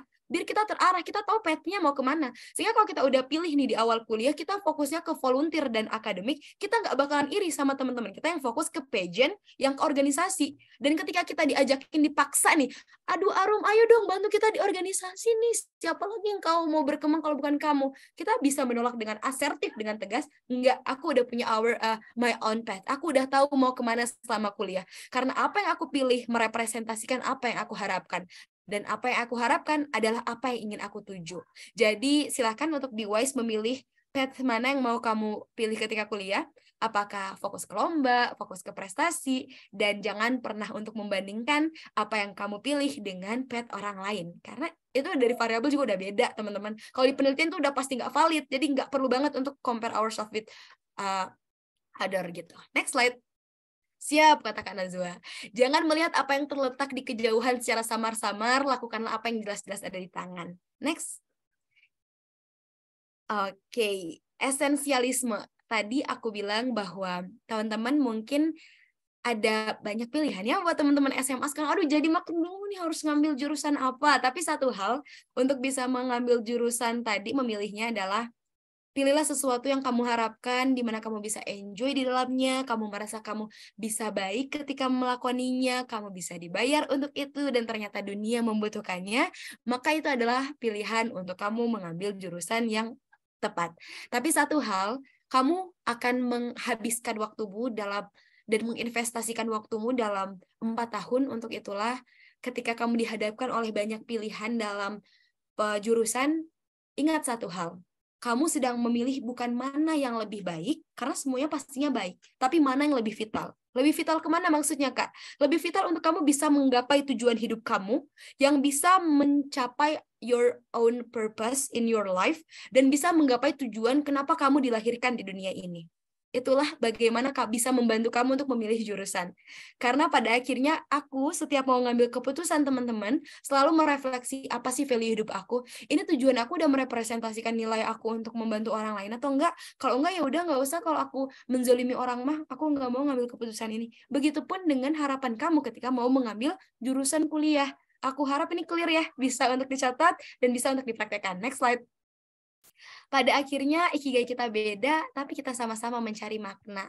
Aku harap teman-teman bisa dengan mudah melihat hal-hal yang mungkin sebelumnya tidak terlihat di dalam diri, dan kita bisa tahu apa tujuan kita dilahirkan untuk apa, dan teman-teman bisa memilih jurusan yang merepresentasikan harap dan hadir itu. Enough mungkin, maaf kalau mungkin agak kelebihan dan agak kecepatan, tapi aku harap kita bisa berdiskusi lebih asik lagi setelah ini, menukarkan opini teman-teman, dan kalau ada yang mau dikonsultasikan, jangan ragu untuknya.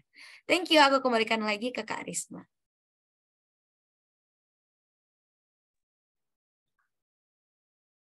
Wah, terima kasih banyak kepada Teh Arum atas pematerian kita kali ini. Sangat luar biasa sekali ya pematerian kita pada pagi hari ini.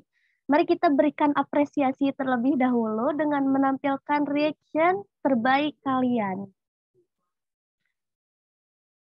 Wah, ternyata cara untuk menemukan jurusan yang sesuai bisa dengan mengetahui ikigai yang tepat terlebih dahulu. Dan cara mengetahuinya telah Kak Arum sampaikan pada pematerian tadi.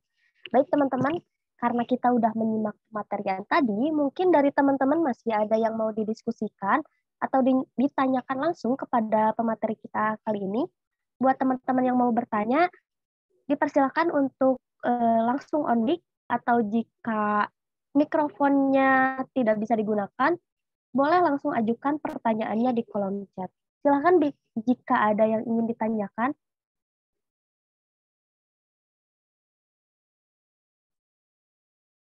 Oke, ada yang ingin bertanya. Mugni Nurul Ilmi, boleh langsung on mic.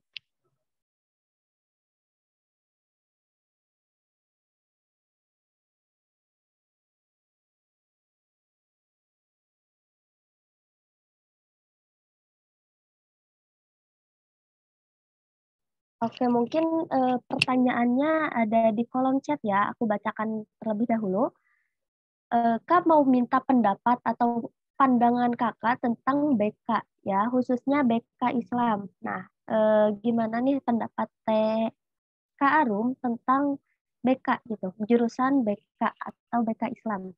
Boleh Kak Arum untuk menjawab pertanyaan dari Mugni. Sip, aku izin langsung jawab ya Kak Risma. Halo Kak Mugni Nurul Ilmi, terima kasih banyak atas pertanyaannya. Aku suka sama jurusannya actually, karena aku jurusannya Prodi Ilmu Pendidikan Agama Islam. Jadi ada relate juga, salah satu mata kuliah kita ada bimbingan konseling Islami. Dan kalau ditanya, aku kemarin selama kuliah aktifnya ke bidang bimbingan konseling. Jadi aku gabung dalam salah satu forum, namanya Forum Teman Sebaya, yang dimana itu memfasilitasi orang-orang, remaja-remaja, mahasiswa untuk mau bercerita kepada teman sebayanya. Karena riset menunjukkan bahwa sebenarnya remaja itu lebih pengen buat bercerita kepada teman sebayanya dibanding orang yang lebih tua.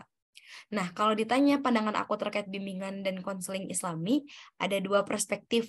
Seandainya itu emang hal yang kamu sukai, kamu rasa kamu punya kekuatan naluriah dalam diri kamu untuk bisa masuk ke dunia orang lain, peduli dan membimbing orang lain, aku ngerasa itu adalah suatu tempat, bukan tempat ya BK, suatu jurusan di mana sangat mendukung ekosistemnya untuk kita lebih berkesadaran pada diri sendiri.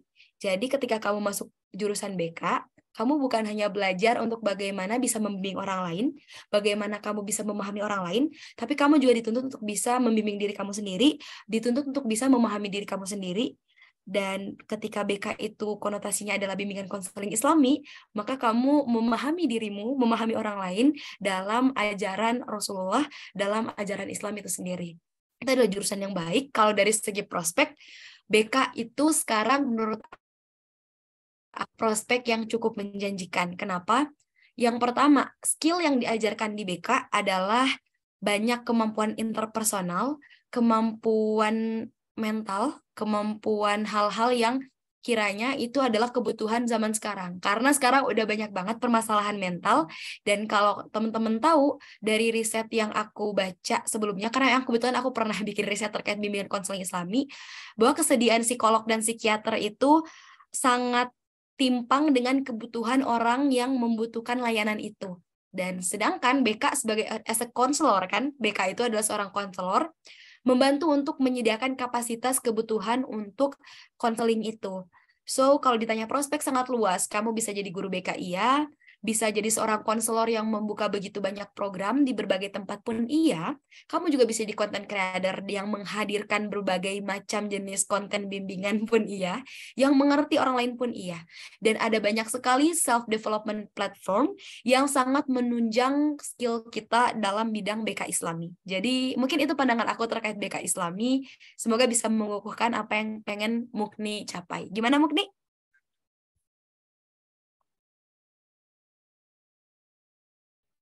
Ya, Mugni, apakah sudah cukup?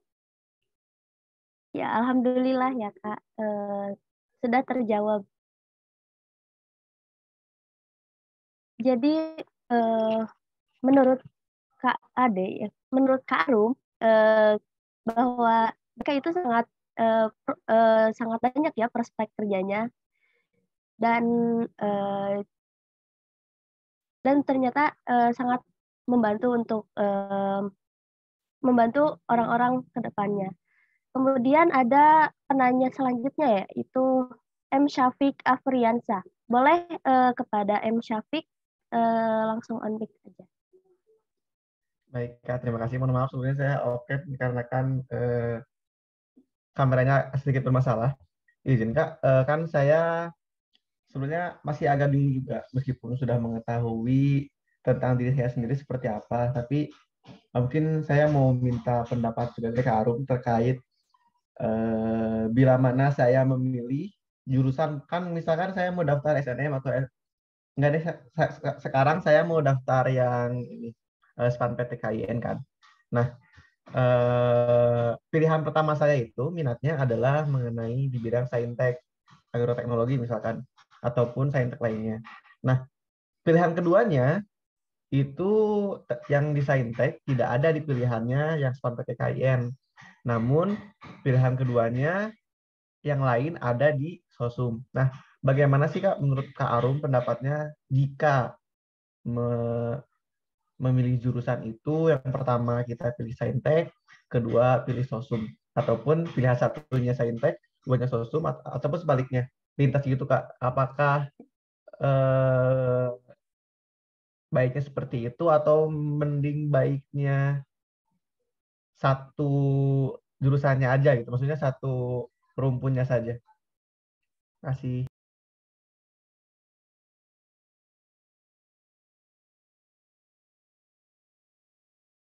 Oke, Karisma, aku izin langsung jawab aja ya pertanyaan dari Kak Syafiq. Iya, baik Teh, silakan. Oke, sebenarnya terima kasih banyak udah mau mengungkapkan keresahan dan juga apa yang sedang dibingungkan Kak Syafiq sekarang. Sebelumnya aku mau tanya dulu, apakah sekarang SPAN PTKIN itu membolehkan kalau kamu submit di pilihan pertama dan kedua dengan beda lintas kejuruan? Dalam artian pertama Sosum, kedua Saintek, apakah itu dibolehkan? Kalau dari pilihannya sendiri sih ada ya Kak, tapi ketika saya tanya ke guru BK saya, jawabannya kurang memuaskan, jadi saya juga masih bingung apakah sebenarnya boleh atau tidak. Cuman di pilihannya itu bisa dipilih Kak dua-duanya. Oke. Oke, kenal nih Kak Syafiq. Oke, siap. Ibu baru sadar. Nah, mohon maaf banget ya kalau buat SPAN PTKIN karena aku juga di SPAN PTKIN itu nggak tahu ke regulasi terbaru apakah bisa untuk pertama itu Sosum atau enggak, karena pertama Sosum, yang kedua Saintek, karena kalau nggak salah dulu aku pernah daftar SPAN PTKIN itu aku harus milih, jadi kayak yang pertama Sosum, ya berarti kita milihnya tuh lini Sosum semua gitu. Dan kemarin aku daftarnya di Ilmu Pendidikan Agama Islam UIN Bandung lewat jalur SPAN PTKIN. Mungkin jawaban aku akan memberikan PR untuk Kak Syafiq mengetahui regulasi terlebih dahulu, karena kalau ditanya pertimbangan, seandainya dibolehkan, nggak apa-apa. Jadi kalau seandainya dari regulasi membolehkan pilihan pertama dan kedua itu bisa lintas, ya tetap punya change untuk bisa lolos di keduanya, karena semua tergantung lagi ke nilainya Kak Syafiq ya.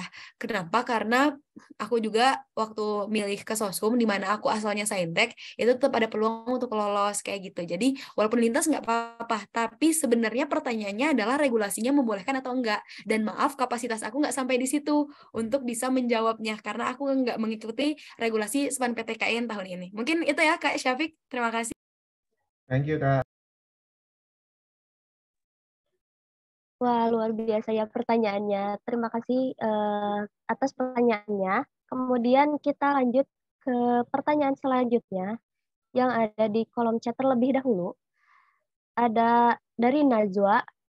Kak Arum, kalau passion itu bisa lebih dari satu. Aku udah nemuin passion, tapi belum bisa dijadiin profesi karena aku nggak bisa sepenuhnya menjunjung passion aku. Dan nggak bisa dilanjutin buat masuk ke jurusan passion aku. Makanya aku pilih jurusan lain yang aku suka dan yang mungkin aku bisa kerjakan sepenuh hati. Dan menurut kakak, apakah itu merupakan salah satu passion aku?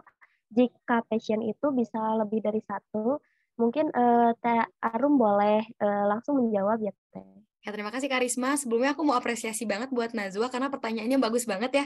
Aku tadi mau menyampaikan ke arah situ tapi nggak sampai ke korek ke sana. Dan terima kasih Najwa atas karena pertanyaan kamu, kita bisa jadi bahas ini juga.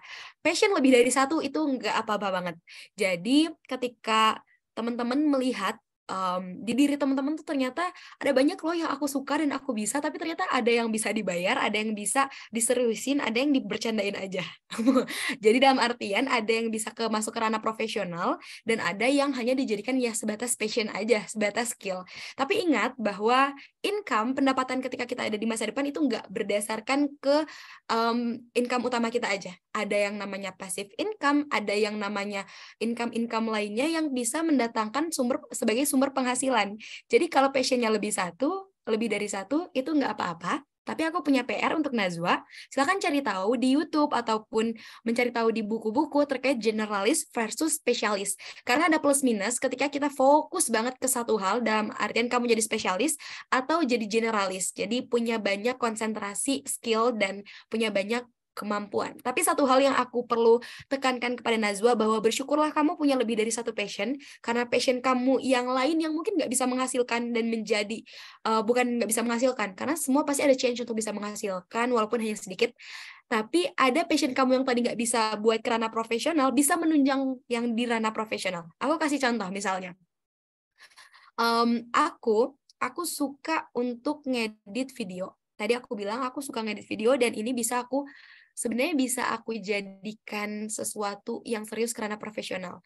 Tapi ternyata aku punya passion yang lain juga nih. Aku bisa ngomong di depan orang, aku punya kemampuan public speaking. Dan ternyata itu aku satukan jadi satu, aku bisa ngedit video, aku punya kemampuan public speaking, aku jadi content creator deh. Dan kalau dipikir-pikir itu bukan ranah profesionalku, karena aku memilih di ranah profesional sebagai seorang guru yang aku ngerasa prospeknya itu menjamin keterjaminan dan lain sebagainya. Ya ada banyak banget pertimbangannya yang nggak bakalan selesai kalau cuma sampai satu pematerian. Tapi intinya adalah ketika kamu punya lebih dari satu passion, itu nggak apa-apa, bisa menunjang. Dan silakan cari lebih tahu terkait generalis versus spesialis di YouTube. Kalau nggak salah, kok Alexandro Ruby yang aku bahas banyak tadi juga bahas kok terkait itu. Semoga bisa menjawab, Najwa. Baik, Kak Najwa, apakah sudah terjawab? Oh, alhamdulillah ya, sudah tercerahkan. Terima kasih kepada Kak Arum yang udah menjawab pertanyaan dari Najwa. Kemudian kita lanjutkan ke pertanyaan selanjutnya, ada dari kolom chat Tri Tazkia. Halo Kak, aku Tazkia, ingin bertanya, kebanyakan dari kita tidak mau berkembang karena takut dengan sesuatu hal yang baru dan sangat amat terperangkap pada zona nyaman yang kita ciptakan sendiri. Aku ingin bertanya, gimana kita bisa menghadapi tantangan baru untuk kedepannya dan bagaimana agar kita bisa menghadapi ketakutan tersebut, terlebih lagi rasa takut untuk bermimpi. Boleh Kak Arum untuk langsung menjawab pertanyaan dari Tazkia? Wah, keren. Aku suka banget sama pertanyaan-pertanyaan yang ada di webinar hari ini. Aku izin jawab ya, Kak Risma. Terima kasih banyak Kak Tazkia atas pertanyaannya. Kiranya ini adalah keresahan banyak orang juga yang mungkin ada di Zoom ini juga tapi tidak mengungkapkannya. Aku pernah bahas ini di Instagram aku kemarin, jadi lumayan masih agak fresh ya terkait zona nyaman. Jujur ya, aku adalah tipikal orang yang ngerasa aku nggak bisa berkembang kalau aku keluar zona nyaman. Kenapa? Karena ketika aku di luar zona nyaman aku, dalam artian kalau aku terus-terusan di luar zona nyaman ya, dalam waktu yang lama, aku ngerasa mungkin yang sekarang Kak Tazkia rasakan. Aku ngerasa nggak sanggup, aku berat, aku cemas, aku takut, aku insecure. Jadi aku ngerasa nih, ketika aku menuntut diri untuk keluar dari zona nyaman, adanya ketimpangan antara kemampuan dengan keadaan, serta tuntutan yang ada di sekitar aku. Padahal ada nih teman aku, kalau ternyata dia keluar dari zona nyaman, malah kemampuan dia jadi outstanding. Kemampuan dia jadi jor-joran yang sebelumnya biasa aja, pas dikasih keluar dari zona nyaman, kok malah luar biasa, tapi kok aku nggak bisa ya kayak dia. Mungkin kamu sama kayak aku, di mana ada yang namanya respon emosi yang berpengaruh pada kinerja otak. Ini pernah dibahas sama Mbak Analisa Widyaningrum di YouTube-nya, membahas 3 zona. Zona takut, zona belajar, dan zona bertumbuh. Tadi kita banyak bahas ya terkait zona bertumbuh, teman-teman, tapi aku lupa terkait 2 zona ini, dan terima kasih Kak Tazkia, karena pertanyaan Kak Tazkia kita bisa jadi bahas zona ini sekarang. Kita mulai dari pertama, zona takut, teman-teman. Zona ini biasanya kita mudah terpengaruh sama omongan orang. Jadi kita punya mimpi, kita punya sesuatu yang ingin kita capai di masa depan, kita. Dan kita ini sebenarnya pengen berkembang, tapi kita takut dengan hal baru, kita takut sama omongan orang, kita takut sama tantangan yang bisa kita hadapin ke depannya. Pokoknya kita takut sampai kita ngerasa mimpi itu jadi hal yang momok, yang menakutkan. Nah, aduh maaf. Nah, ketika kita masuk ke zona ini, kita berada pada zona takut di mana ada banyak tadi keinginan untuk yang mengokong dan membatasi kita untuk nggak bertumbuh. Dan biasanya ada banyak orang yang berhenti sampai di zona ini aja. Kenapa aku bilang aku bisa nggak berkembang sampai di zona ketidaknyamanan tadi? Karena ternyata aku cuma berhenti di zona takut. Ketika aku insecure, ketika aku takut sama omongan orang, aku nggak masuk ke zona yang kedua. Tapi aku hanya memilih berhenti di zona takut. Aku nggak masuk ke zona yang kedua, apa tadi? Zona belajar. Ketika kita udah masuk ke zona belajar ini, kita melewati masa takut di mana kita memutuskan untuk mencoba. Kayak tadi aku udah jelaskan di materi gimana hal yang paling penting dari semua yang aku jelaskan adalah memulai. Dan belajar itu dapat dimulai dengan kita mau ngambil langkah untuk memulai kayak gitu. Jadi awalnya ya mulai aja dulu. Kalau kita udah bisa memenangkan zona takut tadi dengan pemikiran ingin bertumbuh, jadi mulai dari mindset, kita ubah mindset dulu nih, bahwa ketika kita mau berusaha, kita nggak peduli sama omongan orang, kita fokus ke tujuan kita, dan itu tuh nggak omong kosong. Karena apa? Karena aku tahu aku mau belajar dan aku punya rasa keterbukaan diri pada hal yang baru. Kita sadar nih kita perlu belajar dan kita menuntut diri kita untuk belajar. So apa yang harus kita takutkan? Bahwa otak kita ini bisa berkembang. Kalau kita stimulus otak kita nggak bisa, kita stimulus akan respon negatif dan rasa takut, maka itu akan terpancar pada kenyataan. You are what you think. Kamu adalah apa yang kamu pikirkan, teman-teman. Dan segala sesuatu yang ada di alam semesta ini sangat-sangat sensitif terhadap hal-hal yang kita manifestasikan dalam alam bawah sadar kita. Jadi aku sarankan banget untuk teman-teman, kalau kita nggak coba, kita nggak akan pernah tahu. Dan di sini kuncinya di zona belajar ini kita bisa extend our comfort zone. Jadi kenapa aku bilang aku nggak nyaman kalau di luar zona nyaman? Karena aku memilih untuk memperluas zona nyamanku. Semua manusia menurut kepada hakikatnya menginginkan kenyamanan. Jadi menurut aku pribadi, aku dibanding aku capek-capean, takut sama omongan orang di luar zona nyaman, kenapa aku nggak memperluas aja zona nyamanku? Gimana cara memperluas zona nyaman adalah dengan belajar.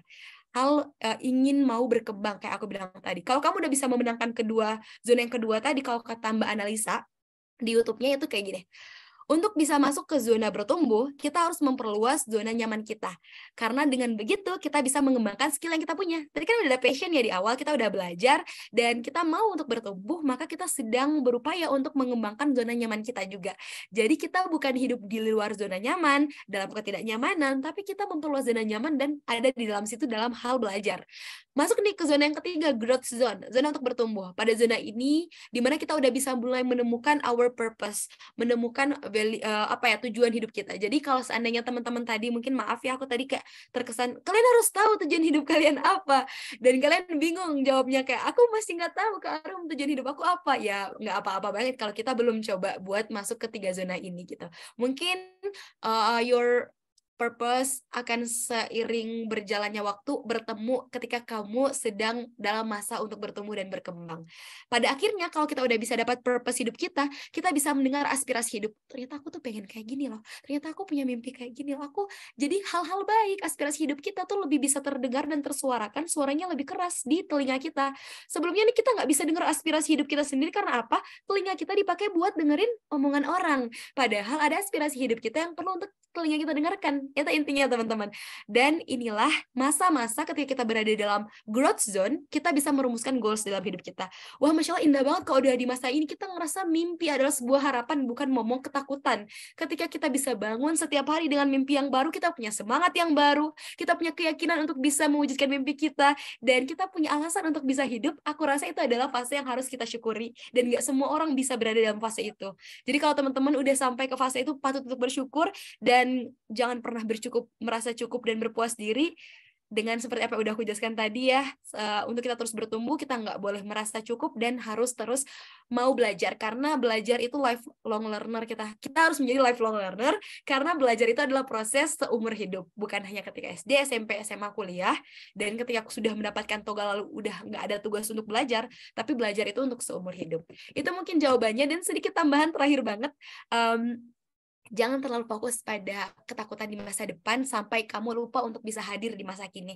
Aku nggak tahu sekarang Taskia lagi di fase apa, apakah mungkin sekarang sedang fase belajar, masuk ke lagi di gap year, SMA ataupun semester 2, aku nggak tahu. Tapi satu pesan aku bahwa kamu patut untuk bisa be present, hadir dalam setiap hal yang ada di diri kamu, apa yang sedang kamu nikmati sekarang, karena ketika dihadapkan dengan ketidaksempurnaan di depan mata, kalau seandainya kita menyesali terus masa lalu dan menakutkan masa depan, lebih baik kita memandang harapan yang ada di esok hari aja. Kayak tadi, bukan fokus ke kekurangan, tapi ke kelebihan. Karena ingat, Taskia, ada banyak hal yang nggak bisa kita kendalikan. Jadi fokus aja ke hal yang bisa kita kendalikan. Kalau mau baca bukunya, baca buku Filosofi Teras. Di situ kita belajar terkait dikotomi kendali. Kita harus punya kesadaran yang jelas, apa yang bisa kita ubah dan apa yang nggak bisa kita ubah. Dan omongan orang itu nggak bisa kita ubah walaupun kita mau seperfect apapun. Pasti tetap akan ada celah. Dan jangan sampai kekuatan kamu menjadi simbol energi negatif yang mengalahkan diri kamu dan membuat kamu takut dan menyerah. Ingat, semua hal yang terjadi dalam hidup kita bukan terkait apa yang terjadi pada kita, tapi bagaimana kita bereaksi.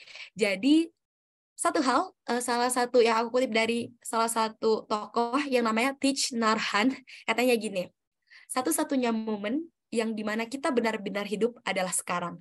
Maka nikmati masa sekarang, dan jangan sampai karena kita terlalu menyesali masa lalu dan mengkhawatirkan masa depan, kita jadi nggak hidup di masa sekarang.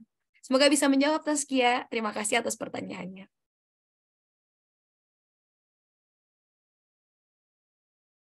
Wah, sangat luar biasa ya. Pertanyaan dari Tazkia ini sangat relate dengan kehidupan kita. Dan terima kasih kepada Kak Arum yang telah menjawab pertanyaan dari Tazkia. Mungkin ini sudah ada banyak pertanyaan, maka pertanyaannya saya cukupkan sampai pertanyaan dari Junizar. Aku akan bacain lagi pertanyaan di kolom chat, yaitu dari Umi. Halo Kak, saya Umi, izin bertanya, apa benar setiap pertanyaan yang muncul di pikiran itu nggak harus ada jawabannya? Dan mengapa setiap buku yang pernah saya baca itu tidak masuk ke otak alias tidak bisa diingat? Padahal sudah saya coba baca ulang. Terima kasih. Boleh Kak Arum untuk menjawab pertanyaan dari Terima Umi? kasih Karisma, aku jawab pertanyaannya mungkin kali ini agak sedikit singkat ya, mengingat ada 3 pertanyaan dan waktu kita terbatas. Terima kasih Kak Umi atas pertanyaannya. Mungkin secara singkat, nggak semua pertanyaan harus ada jawabannya. Aku setuju, nggak semua pertanyaan itu harus ada jawabannya, dan nggak semua pertanyaan, nggak semua pertanyaan yang ada di otak kita itu harus ada jawabannya, dan nggak semua hal yang ada di otak kita itu benar adanya. Jadi seiring berjalannya waktu, kamu akan mendapatkan validasi tersendiri dari pemikiranmu dan mendapatkan jawaban tersendiri dari pertanyaan yang kamu ajukan. Dan itu bagus ketika kamu bertanya, berarti kamu punya rasa curiosity dan rasa ingin tahu, itu yang akan mengantar kamu pada sumber pengetahuan. Kamu bisa menemukan sesuatu karena rasa pertanyaan, dan nggak harus semuanya ada jawabannya sekarang, tapi itu akan menuntun kamu untuk mendapatkan jawabannya. Tapi pun ketika kamu nggak bisa mendapatkan jawabannya, it's totally fine. Nggak semua pertanyaan harus ada jawabannya. Terus yang kedua, kalau seandainya kamu baca buku terus nggak masuk otak, kalian nggak bisa ingat, padahal kamu udah coba baca ulang, mungkin buku itu bukanlah kebutuhan kamu. Dan nggak semua buku harus tuntas untuk dibaca. Nggak semua buku harus kamu, oh ini udah beli nih, sayang banget udah. Ya nggak harus, karena mungkin kamu nggak bisa masuk karena kamu nggak bisa relate.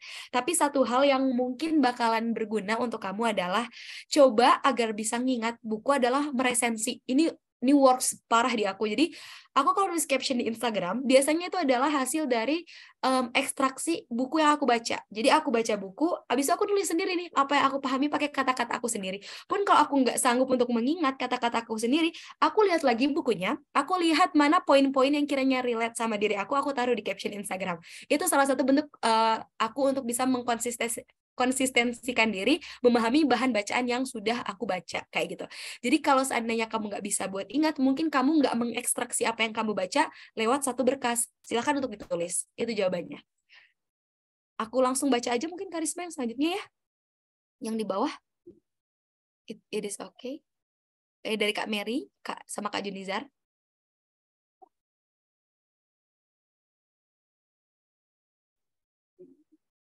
Oh iya, Teh, mungkin karena waktunya udah habis, boleh nanti Kak Yang ingin bertanya secara langsung boleh langsung ke sosial medianya Kak Arum aja ya.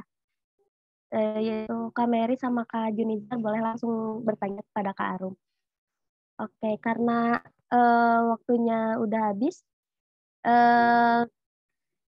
Nah, aku mau nanya-nanya dulu nih, Kak Arum, kalau biasanya gimana nih?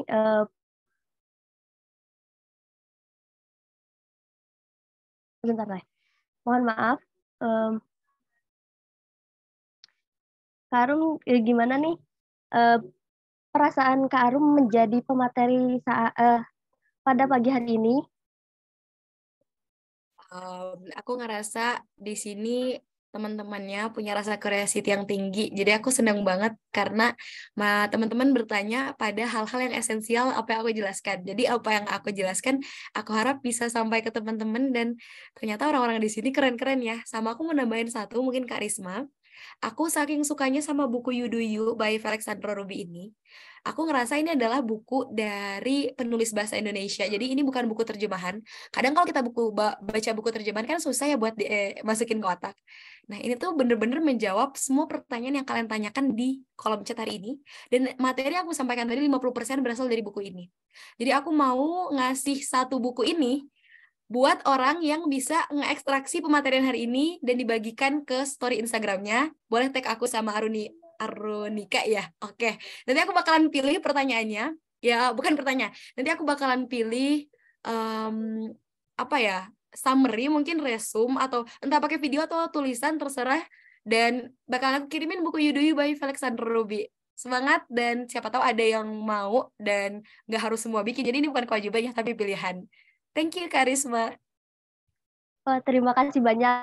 Nah, buat teman-teman yang pengen banget nih dapetin buku dari Kak Arum, ada challenge nih dari Kak Arum, biar kita bisa menemukan jawaban-jawaban dari atas pertanyaan yang teman-teman rasakan gitu.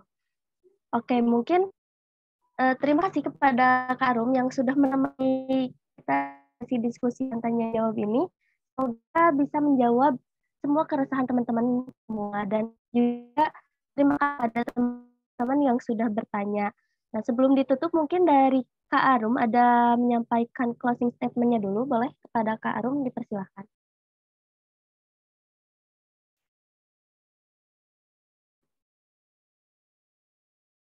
Oke, sebelumnya terima kasih banyak rekan-rekan Arunika yang undang-undang aku buat hadir di sini. Mungkin terakhir banget dari aku adalah teman-teman, ikigai pada maknanya adalah berbahagia tanpa menyibukkan diri. Kalian dan kita hanya perlu mengingat ini. Dengan perlahan, slow, kelilingi diri kita dengan teman yang baik, bugar dan tersenyum, back to nature, bersyukur, merasa cukup bukan hanya pada milestone besar, tapi hal-hal sederhana dan kecil, dan jangan menaruh rasa syukur kita kepada hal-hal yang besar, karena terkadang rasa syukur itu hanya sebatas kita merasa cukup pada hal-hal yang sederhana. Be present, hadir dalam setiap kegiatan, dan ikutilah ikigai kamu. Pada terakhir mungkin yang bisa aku sampaikan adalah belajar nggak hanya berhenti di tahu, renungkan, manfaatkan, dan aplikasikan. Find your why, find your ikigai, dan ambil langkah pertama. Aku udah bilang tadi, dari semua poin yang aku sampaikan hari ini, yang paling penting adalah memulai. Langkah pertama selalu menjadi yang paling sulit, memerlukan keteguhan hati dan tekad yang kuat, yang luar biasa agar kamu bisa melakukan suatu hal besar dan berbeda dari sebelumnya. Tapi ingat, sekali kamu berhasil menaklukkan langkah pertama, maka langkah kedua, ketiga, dan keempat akan lebih mudah, begitupun seterusnya. Terima kasih, dan mohon maaf kalau ada kesalahan kata. Semoga kita bisa bertemu di lain kesempatan di ruang Zoom yang lain. Wabillahi taufiq wal hidayah. Wassalamualaikum warahmatullahi wabarakatuh. Terima kasih banyak, luar biasa sekali atas closing statement-nya. Nah, dari pemateri ya, dapat disimpulkan bahwa agar kita bisa bertumbuh, kita harus mengembangkan diri terlebih dahulu. Dan cara menemukan ikigai adalah dengan mencari makna dari hidup kita. Dan pada akhirnya, agar suatu bidang dapat menjadi ikigai, kamu perlu mengasah kemampuan diri dengan mengorbankan segenap waktu dan tenaga. Baik, sekali lagi saya ucapkan terima kasih banyak kepada Kak Arum selaku pemateri kita pada hari ini. Tidak lupa juga kepada teman-teman yang udah berpartisipasi dalam kegiatan pada pagi hari ini. Nah, sebelum ditutup, mungkin ada sedikit kenang-kenangan secara simbolis nih untuk Kak Arum, selaku pemateri kita pada pagi hari ini. Mungkin bisa dibantu oleh kakak operator untuk membantu dokumentasinya. Nah, berikut kenang-kenangan secara simbolisnya. Mohon diterima ya, Kak Arum. Ditampi ya, diterima. Terima kasih banyak, Kak Runika. Ya, Semoga selalu bisa melebarkan kebermanfaatannya kepada semakin banyak orang. amin. Terima kasih juga, Kak Arum. Boleh kita dokumentasi terlebih dahulu. Kita on cam ya, teman-teman.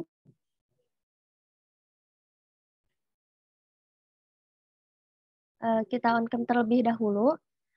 Kakak operator, apakah sudah siap? Siap. Dalam hitungan 3 ya. Oke. 1, 2, 3.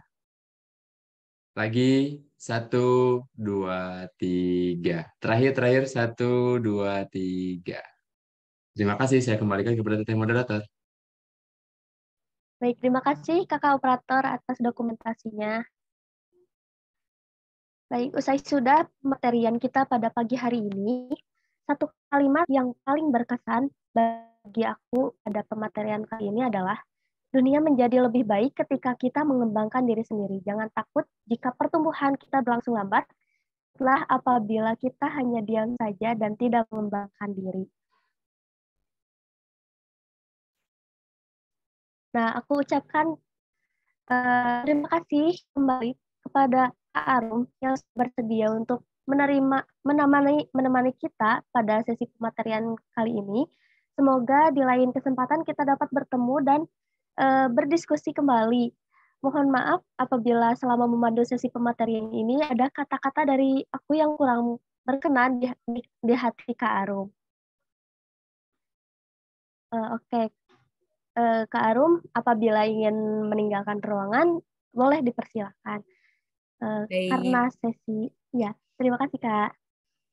Karena sesi pematerian telah selesai, aku juga ingin mengucapkan banyak-banyak terima kasih kepada teman-teman yang sudah menyimak dan berkontribusi, kemudian juga bertanya pada sesi pematerian kali ini. Terima kasih atas segala perhatiannya. Mohon maaf apabila banyak kekurangannya. Wassalamualaikum warahmatullahi wabarakatuh. Aku kembalikan kepada MC. Terima kasih. Baik, terima kasih banyak Teh Risma sebagai moderator hari ini, dan juga terima kasih untuk Kak Arum yang telah membersamai kita bersama, dan juga Teh Risma yang telah memandu kegiatan pematerian. Alhamdulillah, akhirnya sesi pematerian telah selesai. Ternyata banyak banget ya teman-teman ini pada antusias untuk bertanya.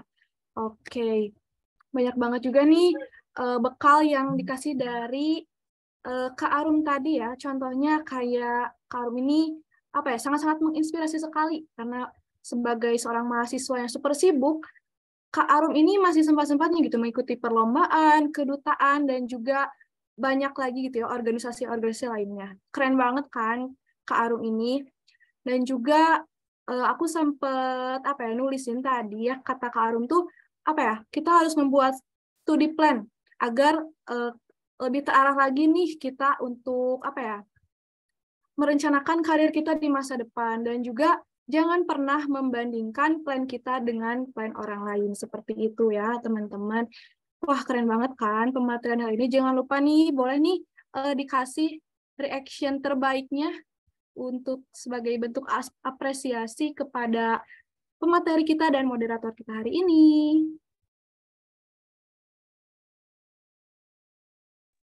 Oh iya, dan jangan lupa juga untuk mengisi link presensi yang ada di kolom chat. Oke, kalau kayak gitu, aku punya kenang-kenangan nih dalam bentuk simbolis dan bentuk apresiasi kita kepada moderator kita hari ini berupa sertifikat sebagai kenang-kenangan tentunya. Dan untuk kenang-kenangan itu berupa sertifikat, boleh ditampilkan, Kak Operator. Nah, ini dia. Terima kasih banyak Kak Risma atas waktunya sebagai moderator di acara Closing Ceremony Arcation 2023. Terima kasih Kak Hilda. Saya terima ya.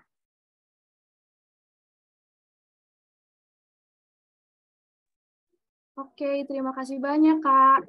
Nah, mungkin kita langsung aja ya beranjak ke acara selanjutnya, yaitu yang ditunggu-tunggu nih, yaitu sesi awarding bagi peserta Arcation dan juga pementor.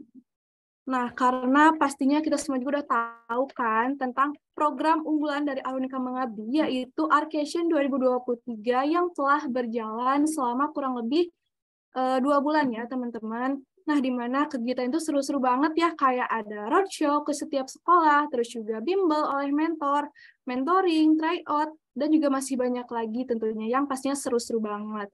Nah, tentunya di Arcation 2023 ini banyak banget nih peserta-peserta yang keren dan juga kece-kece banget. Nah, di Arcation 2023 ini kita akan memberikan sebuah apresiasi bagi peserta terrajin dan juga teraktif. Nah, untuk yang pertama itu dengan kategori peserta terrajin. Wah, kira-kira siapa ya yang bakalan dapat kategori peserta terrajin? Pasti pada penasaran kan? Oke, mungkin langsung aja ya. Untuk peserta terrajin pertama diraih oleh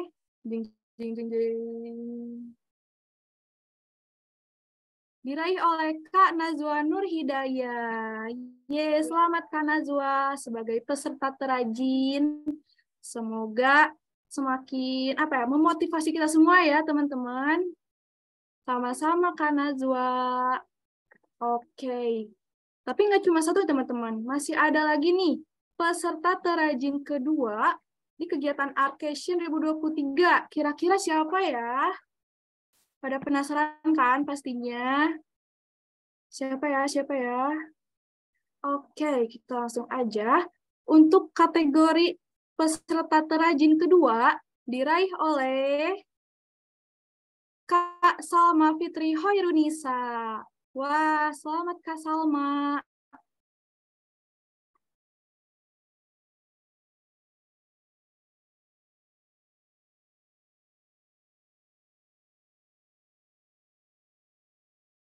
Wih, keren banget. Selamat ya.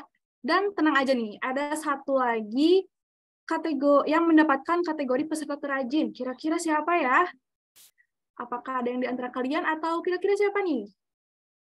Oke, mungkin langsung aja ya, teman-teman. Baik, untuk peserta terrajin ketiga diraih oleh Kak Amelia Zuhru. Wah, selamat ya Kak Amelia.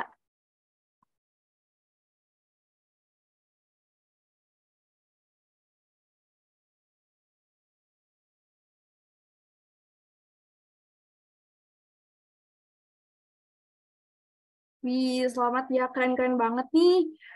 Peserta-peserta terrajin kali ini pastinya sering banget nih hadir di acara Bimbel Arcation dan juga pastinya rela meluangkan waktunya untuk mengikuti beberapa rangkaian di kegiatan Arcation. Keren banget, semoga dapat motivasi kita semua.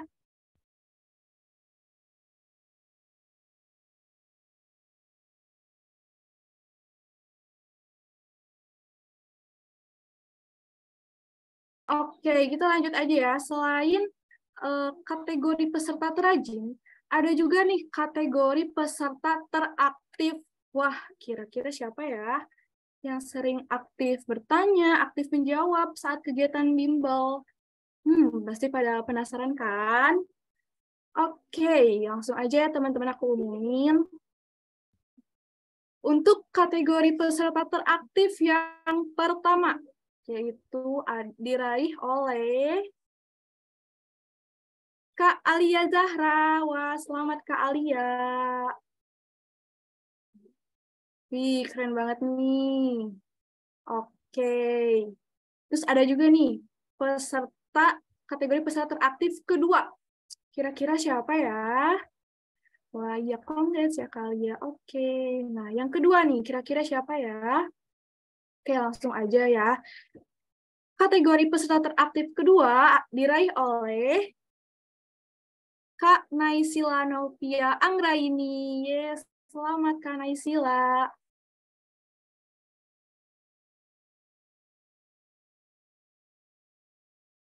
Oke, keren-keren banget deh pokoknya peserta-peserta kita ini. Oke, kita lanjut ke kategori selanjutnya yang ketiga nih. Masih sama ya, untuk kategorinya itu peserta teraktif. Kira-kira siapa ya yang mendapatkan kategori peserta teraktif ketiga? Oke, langsung aja ya teman-teman. Selamat yang mendapatkan kategori peserta teraktif ketiga diraih oleh Kak Muhammad Ilham Syabana. Wah, keren banget, kece banget pokoknya. Selamat untuk para peserta terajin dan juga teraktif. Semoga dengan adanya apresiasi ini bisa menjadi bekal dan juga motivasi untuk kita semua.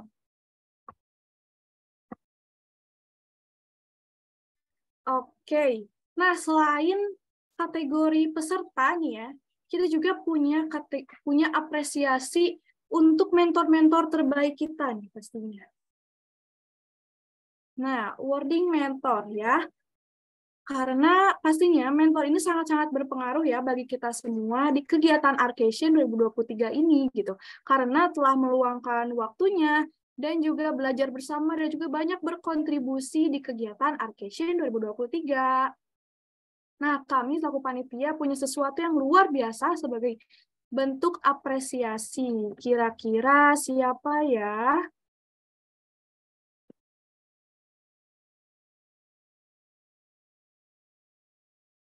Oke, mungkin langsung aja ya.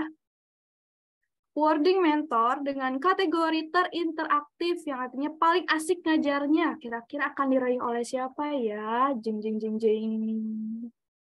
Oke, langsung aja.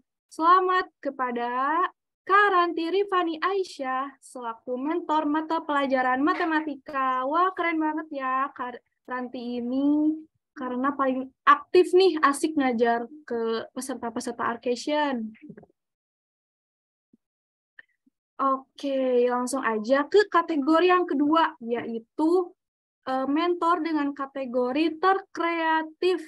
Wah, kira-kira siapa ya yang mentor paling kreatif nih, kira-kira siapa ya? Nah, di mana arti dari kreatif ini yaitu punya banyak cara nih dalam menyampaikan materi gitu ya. Misalnya membuat latihan soal dan lain sebagainya yang sangat memicu semangat para peserta Arcation.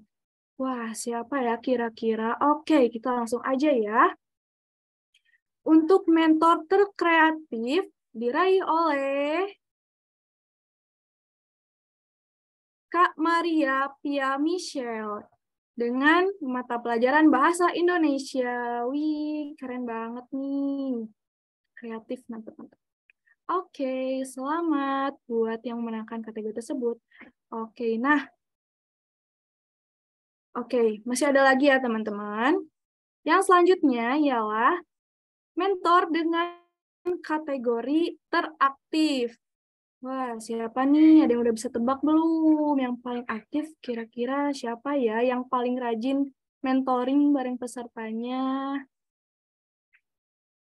Oke, mungkin langsung aja ya. Untuk kategori mentor teraktif diraih oleh jeng jeng jeng jeng jeng Kak Nabila Ulfa.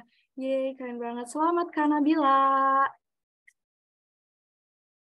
Oke, nah yang terakhir nih, yaitu mentor dengan kategori terantusias. Wah, siapa ya yang paling antusias ketika kegiatan bimbel di Arcation?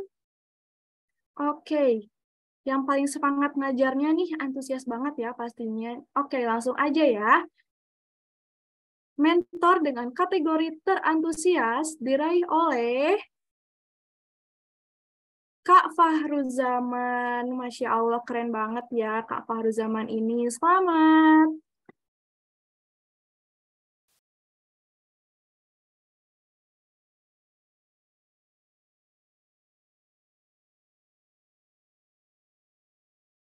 Oke, sebagai bentuk apresiasi, boleh nih teman-teman semua untuk memberikan reaction tepuk tangannya nih buat peserta teraktif dan terajin, dan juga untuk para mentor-mentor terbaik kita nih.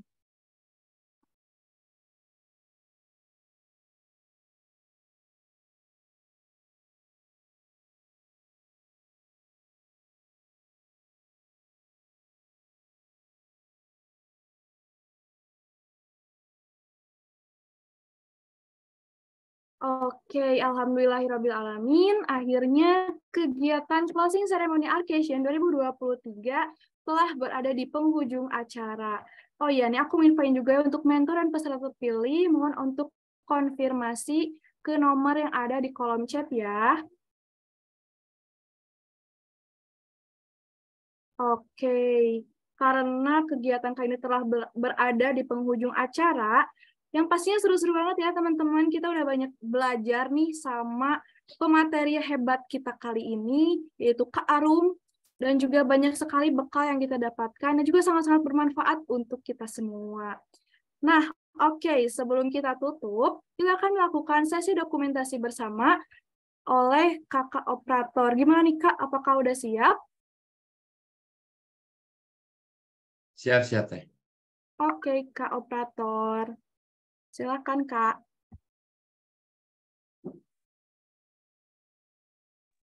Oke, bentar karena ada 2 slide. Yuk, teman-teman, silakan pada on cam dulu.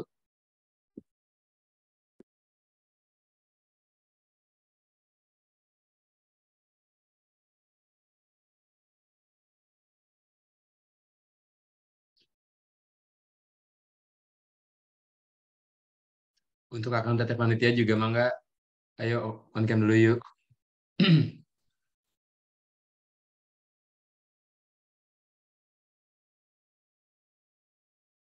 Oke, langsung aja ya. Dalam hitungan 3, 1, 2, 3.